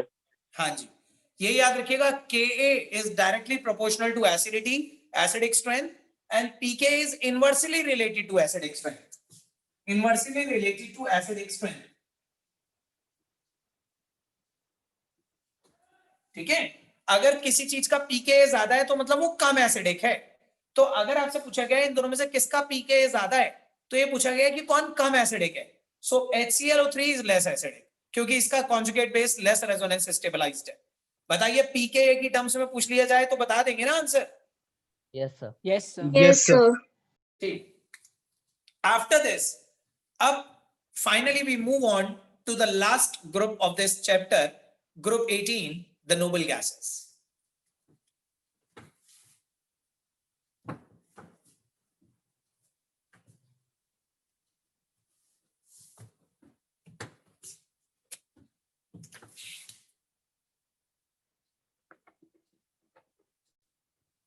ग्रुप 18 द नोबल गैसेस या इनर्ट गैसेस भी बोलते हैं। इसके मेंबर्स होते हैं helium, neon, argon, krypton, xenon and radon. But again, the last element is a highly radioactive element. Radon एक बहुत ही highly radioactive element होता है, तो हम radon के बारे में कुछ नहीं पढ़ेंगे। हमारे लिए इनर्ट गैसेस का मतलब है हीलियम से लेकर xenon तक के एलिमेंट्स। ठीक है, हीलियम का एटॉमिक नंबर 2 होता है और इसकी कॉन्फ़िगरेशन होती है 1s2। नियॉन का एटॉमिक नंबर 10 होता है और इसकी कॉन्फ़िगरेशन होती है 1s2 2s2 2p6। और अगर ये 2s2 2p6 है तो डाउन द ग्रुप सबकी वैसी ही कॉन्फ़िगरेशन रहेगी। तो आर्गन हो जाएगा 3s2 3p6, क्रिप्टन हो जाएगा 4s2 4p6 एंड xenon हो जाएगा 5s2 5p6। तो with the exception of helium, helium को एक एक्सेप्शन कंसीडर करिए, तो बाकी सबकी जो जनरल कॉन्फ़िगरेशन है वो है ns2 np6। They all have a stable octet. They all have a completely filled valence shell with a stable octet. इनका ऑक्टेट ऑलरेडी पूरा है, और क्योंकि इनका ऑक्टेट ऑलरेडी पूरा है, that's why they exhibit no tendency to either lose और gain electron. इन्हें ना लूज करने की जरूरत है, ना गेन करने की जरूरत है, ना ये लूज कर पाते हैं, ना गेन करना चाहते हैं, and that's why the noble gases are inert in nature. Noble gases inert होती हैं क्योंकि नॉर्मली तो अपने आप ये केमिकल रिएक्शन में पार्टिसिपेट नहीं करती, क्योंकि इनका ऑक्टेट ऑलरेडी पूरा है।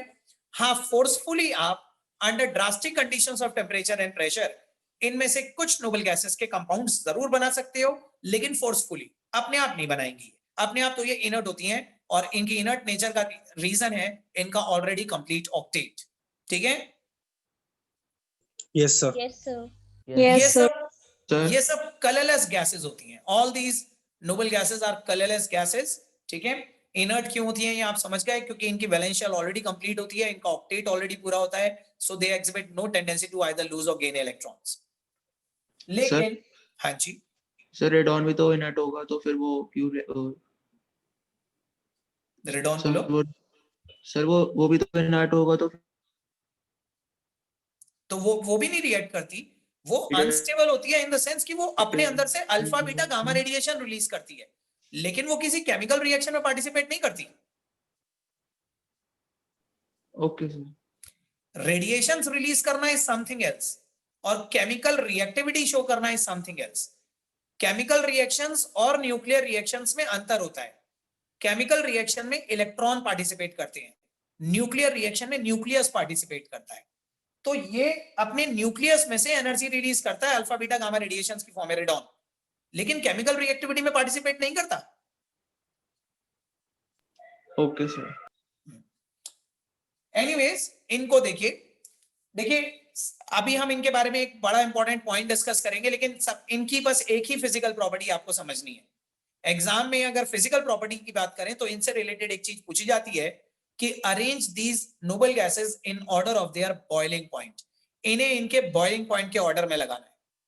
तो देखिए बहुत ही सिंपल सा केस है, ये सब मोनो एटॉमिक होती हैं, डायटॉमिक तो है नहीं, ये He, Ne, Hr, Ar इस तरह से एग्जिस्ट कर रही हैं।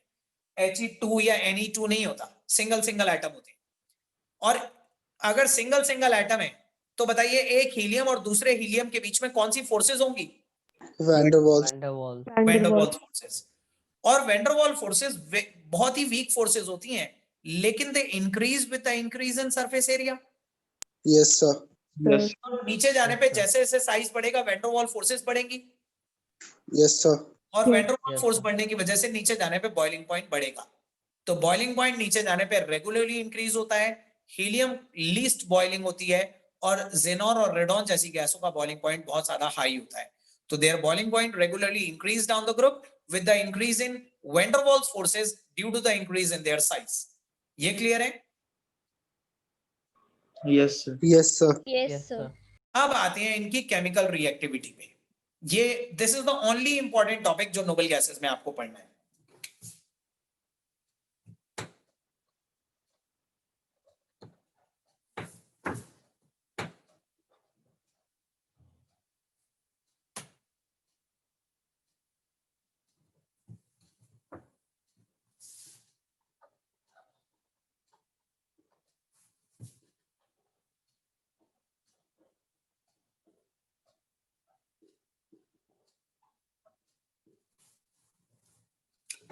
देखिए there was a scientist called N Bartlett. Neil Bartlett था इसका पूरा नाम, लेकिन हम इसे शॉर्ट में एन बार्टलेट बोलते हैं।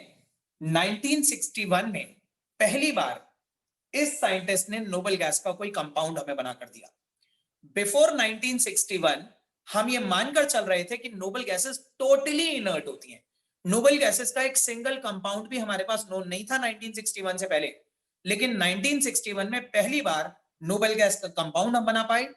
और वो कौन सा कंपाउंड था, कौन सी नोबल गैस ने बनाया, वो सब हम देखेंगे। ठीक है, ये याद रखिएगा, टिल 1961 किसी ने भी नोबल गैसेस पे बहुत ज्यादा स्टडी कभी करी नहीं थी।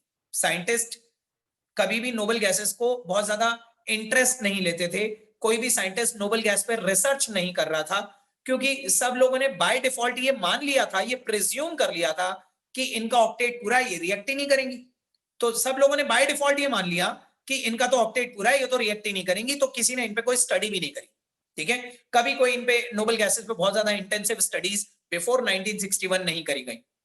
लेकिन 1961 में पहली बार N Bartlett was the first scientist जिसने अनइंटेंशनली बाय चांस ये पता लगाया कि even noble gases like xenon जैसी noble gases they can form certain compound, वो रिएक्ट कर सकती हैं अंडर सर्टेन कंडीशन, ठीक है। बिफोर 1961 किसी ने भी अपने लैब में इनके रिएक्शंस नहीं करे कभी ट्राई, क्योंकि सब ये प्रिज्यूम करते रहे कि ये तो रिएक्ट ही नहीं करेंगे, इनको पढ़ना क्या है, तो किसी ने ट्राई भी नहीं कर देखा, ठीक है।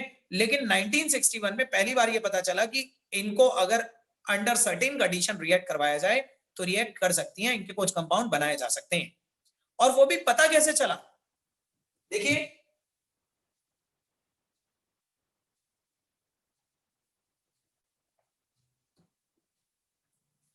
This is a very common scientific term, science के स्टूडेंट्स अक्सर इस टर्म को पढ़ते हैं। आप में से किसी को इसका मीनिंग मालूम है? Serendipity. Sir discovery by chance. बिल्कुल ठीक बताया आपने। Serendipity means accidental discovery, discovery by chance. देखिए कई बार साइंटिस्ट के साथ ऐसा होता है कि वो लैब में कुछ और पढ़ रहे होते हैं, कुछ और एनालाइज कर रहे होते हैं, लेकिन अचानक से उन्हें पता कुछ और चल जाता है, ठीक है। वो पढ़ तो कुछ और रहे थे, लेकिन बाय चांस की बात है कि उन्होंने कुछ नई चीज अनइंटेंशनली डिस्कवर कर ली, जो उन्होंने सोचा भी नहीं था। अनइंटेंशनली बाय चांस कुछ हो गया ऐसा कि उन्हें कोई नई बात ही पता चल गई जिसके बारे में वो सोचा भी नहीं था उन्होंने। तो एक्सीडेंटल डिस्कवरीज जो बाय चांस पता चल जाती हैं, अनइंटेंशनली हो जाती हैं, उन एक्सीडेंटल डिस्कवरीज को सेरेंडिपिटी बोलते हैं। और नील बार्टलेट के साथ भी ऐसा ही हुआ। नील बार्टलेट भी नोबल गैसेस पर स्टडी नहीं कर रहा था, नोबल गैसेस पे कोई स्टडी करता ही नहीं था। सब लोग ये सोचते थे कि तो रिएक्ट ही नहीं करेंगे, इनको क्या पढ़ना, ठीक है। तो कोई भी साइंटिस्ट नोबल गैसेस पर स्टडी नहीं करता था। Even Neil Bartlett was not studying noble gases. Neil Bartlett तो 1961 में अपने लैब में मॉलिक्यूलर ऑक्सीजन पर रिसर्च कर रहा था। His subject was molecular oxygen. ये मॉलिक्यूलर ऑक्सीजन पर रिसर्च कर रहा था और एक दिन इसने अपने लैब में मॉलिक्यूलर ऑक्सीजन को प्लैटिनम के कंपाउंड के साथ रिएक्ट करवाया। And when he treated molecular oxygen with platinum compound, तो टू हिज सरप्राइज उसे एक ऐसा कंपाउंड मिला जिसे देखकर उसके माइंड में ये स्ट्राइक करता है कि अगर वो कंपाउंड बन सकता है तो फिर तो नोबल गैसेस भी रिएक्ट कर सकती हैं, ठीक है। ध्यान से सुनिए, मैंने क्या बताया शुरू से सुनिए। नोबल गैसेस पे कोई भी साइंटिस्ट स्टडी नहीं करा करता था, नील बार्टलेट भी नहीं कर रहा था। नील बार्टलेट तो मॉलिक्यूलर ऑक्सीजन पे स्टडी कर रहा था और मॉलिक्यूलर ऑक्सीजन का एक रिएक्शन उसने करा प्लैटिनम के कंपाउंड के साथ, और रिएक्शन करते करते अचानक से उसे एक अनयूजुअल सा कंपाउंड मिल गया, एक ऐसा कंपाउंड जो एक्सपेक्टेड नहीं था लेकिन वो मिल गया। उस कंपाउंड की फॉर्मेशन को देखते ही नील बार्टलेट के माइंड में आया कि अगर ये कंपाउंड बन सकता है तो फिर तो नोबल गैसेस भी रिएक्ट कर सकती हैं। अब वो कंपाउंड क्या था वो ध्यान से देखिए, और फिर हम ये भी देखेंगे कि नोबल गैस का पहला कंपाउंड क्या था। देखिए Neil Bartlett was studying over molecular oxygen, और एक दिन उसने अपने लैब में ही treated molecular oxygen with PTF6। उसने मॉलिक्यूलर ऑक्सीजन को PTF6, एक कोऑर्डिनेशन कंपाउंड होता है, तो उसने मॉलिक्यूलर ऑक्सीजन को PTF6 के साथ रिएक्ट करवाया, हेक्साफ्लोराइडो प्लैटिनम के साथ। और टू हिज सरप्राइज, सरप्राइजिंगली उसने देखा कि जब मॉलिक्यूलर ऑक्सीजन को PTF6 के साथ रिएक्ट करवाते हैं तो ये कंपाउंड बन जाता है, O2 positive PTF6 negative. He was very surprised to see the formation of this compound. वो तो बिल्कुल भी एक्सपेक्ट नहीं कर रहा था कि ये कंपाउंड बनेगा, लेकिन ये कंपाउंड बन गया। और जब उसने देखा कि ये कंपाउंड बन गया तो फिर अचानक से उसके माइंड में स्ट्राइक करता है कि प्रोबेबली नोबल गैसेस भी रिएक्ट कर सकती हैं फिर तो। अब हमें यह समझना है कि इस कंपाउंड में ऐसा क्या था जो उसे अनयूजुअल लगा, इस कंपाउंड को देख के उसे क्यों लगा कि नोबल गैसेस भी रिएक्ट कर सकती हैं। देखिए आप देख रहे हैं इस कंपाउंड में O2 पे पॉजिटिव चार्ज आ गया।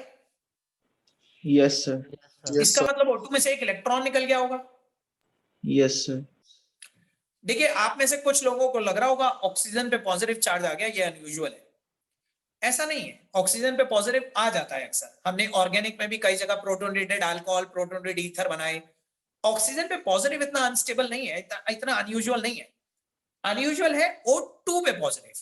O2 अगर O पे पॉजिटिव आता ना, सिंगल एटम पे पॉजिटिव आता, तो हमें इतना अजीब नहीं लगता।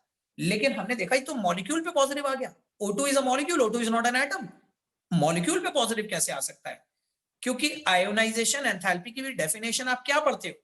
आप ये पढ़ते हो ionisation energy is the energy required to remove an electron from the valence shell of an isolated gaseous atom. Atom में से इलेक्ट्रॉन निकालने की बात करी जाती है हमेशा, लेकिन ये तो मॉलिक्यूल में से निकल गया। मॉलिक्यूल में से इलेक्ट्रॉन निकलना is a very very tough thing, क्योंकि मॉलिक्यूल का तो ऑक्टेट पूरा होता है। आपको पता है O2 में ऑक्सीजन ऑक्सीजन के साथ डबल बॉन्ड बना रहा है, और अगर O2 में दोनों ऑक्सीजन डबल बॉन्ड बना रहे हैं तो दोनों का ऑक्टेट पूरा होगा, और अगर ऑक्टेट पूरा है तो फिर तो इसमें से इलेक्ट्रॉन निकलना ही नहीं चाहिए था। लेकिन फिर भी O2 को जब PTF6 के साथ रिएक्ट करवाया तो O2 में से इलेक्ट्रॉन निकल गया, मॉलिक्यूल में से इलेक्ट्रॉन निकल गया, कंप्लीट ऑक्टेट होने के बाद भी इलेक्ट्रॉन निकल गया। इससे हमें क्या पता चला? इससे हमें O2 के बारे में नहीं पता चल रहा, इससे हमें PTF6 के बारे में पता चल रहा है। इससे हमें यह पता चल रहा है कि इसका मतलब PTF6 एक इतना स्ट्रॉन्ग ऑक्सीडाइजिंग एजेंट होता है जो ऐसी चीजों में से भी इलेक्ट्रॉन निकाल लेता है जिनका ऑक्टेट पूरा होता है। O2 का ऑक्टेट पूरा था, फिर भी इसमें से इलेक्ट्रॉन निकल गया, तो PTF6 नहीं तो निकाला। तो इसका मतलब PTF6 is a very strong oxidising agent, ऐसी चीजों में से भी इलेक्ट्रॉन निकालने की कैपेबिलिटी रखता है जिनका ऑक्टेट पूरा है। इसी को देखकर, इसी रिएक्शन को देखकर नील बार्टलेट ने सोचा कि हो सकता है PTF6 नोबल गैसेस में से भी इलेक्ट्रॉन निकाल ले, क्योंकि जैसे O2 का ऑक्टेट पूरा है वैसे नोबल गैसेस का भी तो ऑक्टेट पूरा होता है। तो अगर O2 में से इलेक्ट्रॉन निकल सकता है तो हो सकता है नोबल गैसेस में से भी इलेक्ट्रॉन निकल जाए। PTF6 अगर इतना ही स्ट्रॉन्ग ऑक्सीडाइजिंग एजेंट है तो प्रोबेबिलिटी है कि वो नोबल गैसेस को भी ऑक्सीडाइज कर दे। तो ये देखकर उसने नोबल गैसेस को स्टडी करना स्टार्ट करा। पहले नहीं था उसका टॉपिक नोबल गैसेस, वो तो उसके माइंड में कहीं से कहीं तक नोबल गैसेस थी ही नहीं, वो तो इस रिएक्शन को देखने के बाद अचानक से उसके माइंड में स्ट्राइक करा। ठीक है, तो ये रिएक्शन देखकर उसने नोबल गैसेस पे स्टडी करना स्टार्ट करा। और जब उसने नोबल गैसेस को स्टडी करा ना, सारी नोबल गैसेस को, हीलियम से लेकर ज़ेनॉन तक, तो उसे एक और इंटरेस्टिंग फाइंडिंग मिली। दूसरी इंटरेस्टिंग फाइंडिंग उसे ये पता चली कि O2 का जो मॉलिक्यूलर साइज होता है, O2 का मॉलिक्यूलर साइज और ज़ेनॉन का एटॉमिक साइज एग्जैक्टली बराबर होते हैं। ज़ेनॉन तो एटम होता है, इसके एटम का साइज और इसके मॉलिक्यूल का साइज दोनों बराबर होते हैं। अब जब उसे यह पता चला कि ज़ेनॉन और O2 के साइज भी बराबर हैं, ज़ेनॉन और O2 दोनों में ऑक्टेट भी पूरा है, तो फिर तो उसे और श्योरिटी हुई कि इसका मतलब PTF6 हो सकता है इसमें से भी इलेक्ट्रॉन निकाल ले। तो उसने ज़ेनॉन को PTF6 के साथ रिएक्ट करवाया। 1961 में this was the first reaction of noble gas जो कोई साइंटिस्ट अपने लैब में कैरी आउट कर रहा था। ठीक है, तो उसने ज़ेनॉन को PTF6 के साथ रिएक्ट करवाया and he was successfully able to obtain the first noble gas compound as Xe positive PTF6 negative. This was the first noble gas compound of xenon to be prepared in lab by Neil Bartlett in 1961.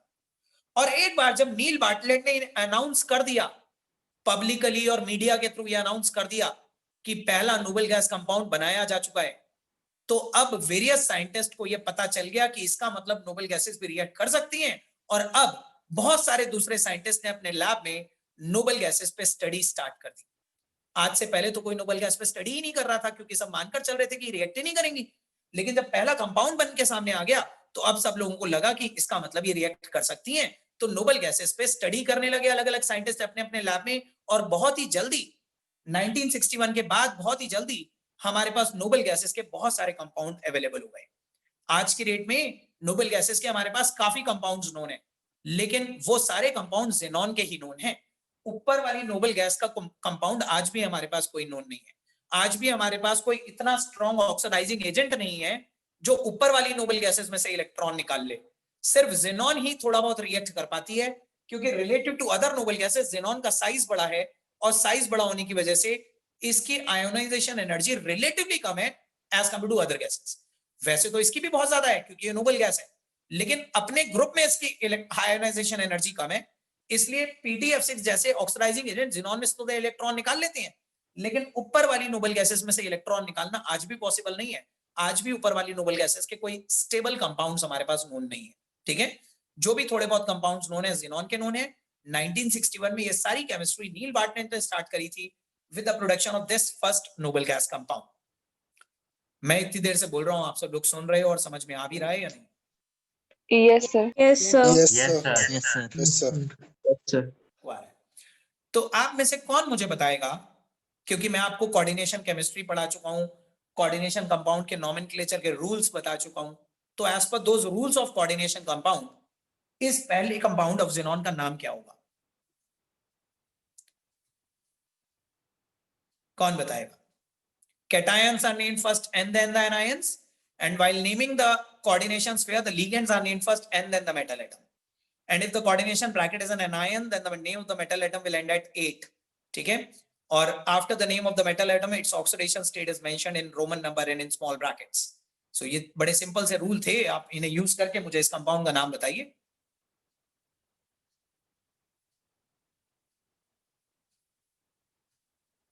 कोई बताएगा? ये आपको coordination compounds नहीं आया समझ में?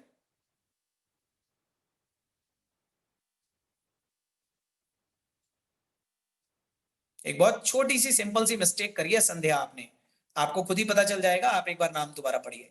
बताइए कि कोई हैंड रेस करिए।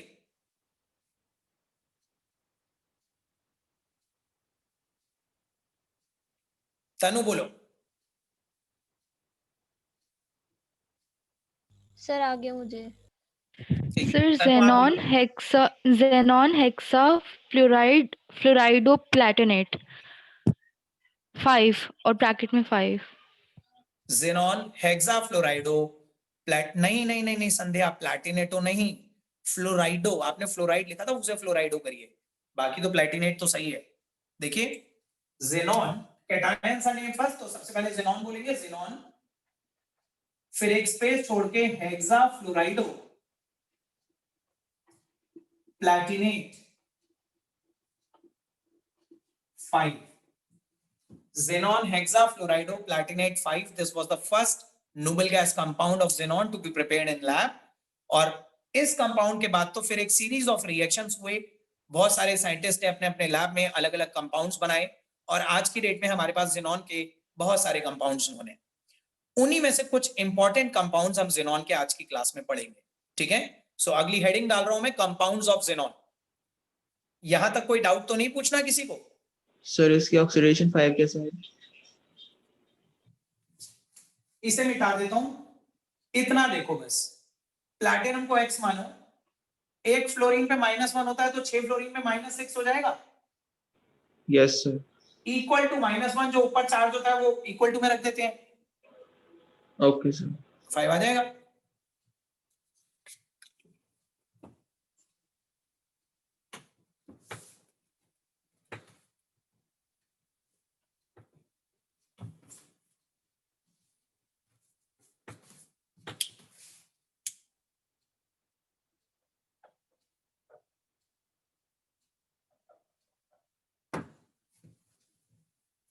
अब हम कंपाउंड्स ऑफ xenon डिस्कस करेंगे। ठीक है, पहले मुझे बताइए, पिछला जो भी हमने करा उसमें कोई डाउट तो नहीं है? No sir. No sir. No sir. 1 minute मेरा वेट करिए, बस मैं 1 मिनट में आया।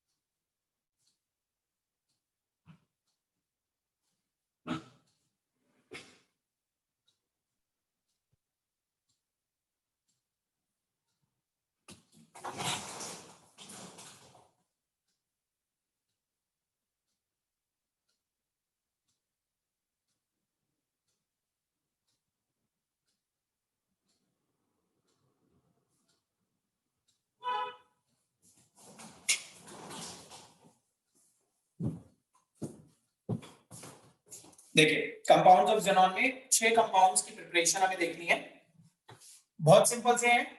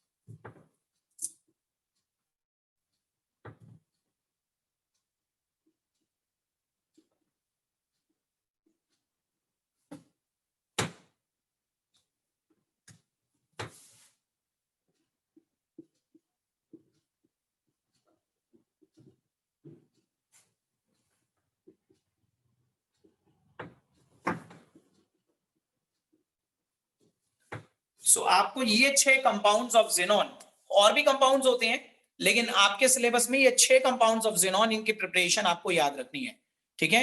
ये ज़ेनॉन की फ्लोराइड्स हैं, ज़ेनॉन डाइफ्लोराइड, टेट्राफ्लोराइड और हेक्साफ्लोराइड, और ये ज़ेनॉन की ऑक्साइड है, और ये ऑक्सीफ्लोराइड्स है।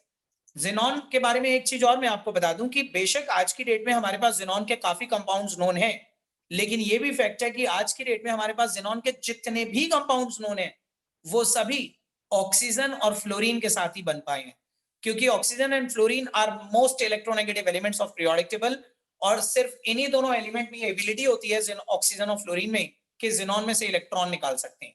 तो ऑक्साइड्स या फ्लोराइड्स की फॉर्म में ही बनते हैं ज़ेनॉन के कंपाउंड, और किसी एलिमेंट के साथ नहीं बनते। ये XeF6 जो है ना, ज़ेनॉन हेक्साफ्लोराइड, इसकी 3 तरह की हाइड्रोलिसिस होती है। ये तो कंप्लीट हाइड्रोलिसिस है, this is partial hydrolysis, and this is again a partial hydrolysis, मतलब इनकम्प्लीट हाइड्रोलिसिस। ये दोनों पार्शियल हाइड्रोलिसिस है, ये कंप्लीट हाइड्रोलिसिस है, ठीक है। तीनों बार हमने XeF6 को अलग अलग अमाउंट ऑफ वाटर से हाइड्रोलाइज करा है। तो ये 6 कंपाउंड्स आपको याद रखने हैं। और अब हम इस चैप्टर के बिल्कुल आखिरी टॉपिक पे पहुंच गए कि इन 6 कंपाउंड्स की शेप, ज्योमेट्री और हाइब्रिडाइजेशन क्या होगी, ठीक है। सो ये 6 कंपाउंड्स आप याद रखेंगे। Yes sir. Yes sir. अब मैं आपको ना एक छोटा सा होमवर्क दे रहा हूं, ध्यान से सुनिए। आपका होमवर्क यह है कि इन 6 कंपाउंड्स पे हाइब्रिडाइजेशन फॉर्मूला अप्लाई करके इनकी शेप, ज्योमेट्री और हाइब्रिडाइजेशन पता लगानी है, जैसे अभी हमने इंटर हाइड्रोजन कंपाउंड्स पे करी थी। कर लेंगे? Yes sir. Yes sir. Hybridisation formula apply करके इन 6 कंपाउंड्स की शेप, ज्योमेट्री और हाइब्रिडाइजेशन पता लगाना है, ठीक है। Yes sir. Okay sir. Yes sir. अब एक चीज और, ये बताइए, इस पूरे हफ्ते सुबह 6:30 से 7:30 एक क्लास रख लूं? No yes sir. Sir. No yes sir, sir रख लो। Yes sir. सर रख लो। यस सर रख लीजिए। No sir. शाम वाली तो चलेगी और सुबह भी चलेगी। सर प्री बोर्ड चल रहे हैं स्कूल यार में। हमारे भी पेपर आने वाले हैं और स्कूल तो चलेगा। आने वाले हैं ना, आए तो नहीं ना। सर 2 पेपर है अभी तो। अरे स्कूल चल रहे हैं ना, लेकिन स्कूल तो 8, 8:30, 9 बजे से क्लास होती होगी। सर हमें Yes, sir. जाना पड़ता है ना, उसके लिए तैयार होना पड़ता है। कोई नहीं जाता, घर से पढ़ते हो। देखो मैंने पूछ के गलती करी, मेरे को तो मैसेज ही कर देना चाहिए था रात को कि सुबह क्लास है 6:30 से 7:30। 2 दिन दे दो बस, कल और परसों। Okay sir. Okay okay sir. 2 दिन तो Okay, sir. मैनेज कर लोगे ना? Okay yes sir. Yes sir sir. सुबह ट्यूशन होता है 6 से 7। अब नहीं होता भाई, सर ने चेंज कर दी टाइमिंग्स। हाँ 6 देखा, से 8 है। 6:30 से 7:30 कल सुबह या 7 बजे रख लूं, अगर 6:30 जल्दी रख रहे 7 से 8 नहीं सर 8 सर 8 बजे से पहले कर लो सर, प्री बोर्ड होता है सर। 6:30 से ठीक है सर। 6:30 से कर लो। ठीक है, बस कल और परसों दे दीजिए बस मुझे। मैं फिर ओके इसी सर। हफ्ते में फ्राइडे या सैटरडे तक दोनों चैप्टर करवा दूंगा, बायोमोलिक्यूल्स और डी ब्लॉक। ठीक है, अब ओके शाम की सर। क्लास तो चलेगी और सुबह भी 1-2 दिन दे दीजिए बस मुझे। तो कल सुबह 6:30 to 7:30 आपका बैच है। Okay, okay sir. Okay sir. Okay sir. Join कर लेना प्लीज, ये मत सोचना कि रिकॉर्डिंग देख लेंगे, मैं कल की क्लास रिकॉर्ड नहीं करूंगा। Okay sir. Okay sir, good evening sir, thank you. Good evening. Good evening sir. Good evening sir. Good evening sir. Evening sir. Evening sir. Sir आज की क्लास 2 घंटे Good की नहीं थी evening. सर? हाँ 2 घंटे की थी, लेकिन अब आप इतना ही कर लो, मैं भी सुबह से बहुत सारे बैचेस ले चुका। Okay sir. Okay sir, good evening sir. Good sir evening sir. 6:30 से 7:30 है टाइमिंग। 6:30 to 7:30 मैं रिमाइंडर भी भेजूंगा रात को। Okay sir. Okay sir. नहीं आकाश, मैं रिकॉर्ड नहीं करूंगा, मैं क्लास रिकॉर्ड नहीं करूंगा, अगर आप ये सोच रहे हो तो प्लीज डोंट मैसेज मी कि मैं रिकॉर्ड कर लूं, आप क्लास करिए सुबह। 2 दिन बोल रहा हूं, मैनेज कर लो, मैनेज नहीं कर सकते क्या सुबह उठना? सर कल की जगह परसों और परसों के बाद बात वाला हो सकता है, कल ही पेपर है। किस चीज का है? सर इंग्लिश का है, लेकिन सुबह सुबह है ना, स्कूल जाना पड़ेगा, ऑफलाइन है, ऑनलाइन अलाउड नहीं है। लेकिन आप तो 8 सवा 8 बजे तो वैसे ही स्कूल है आपका। Yes sir. द्वितीय एक दिन मैनेज कर लो, छुट्टी मत करना। ओके।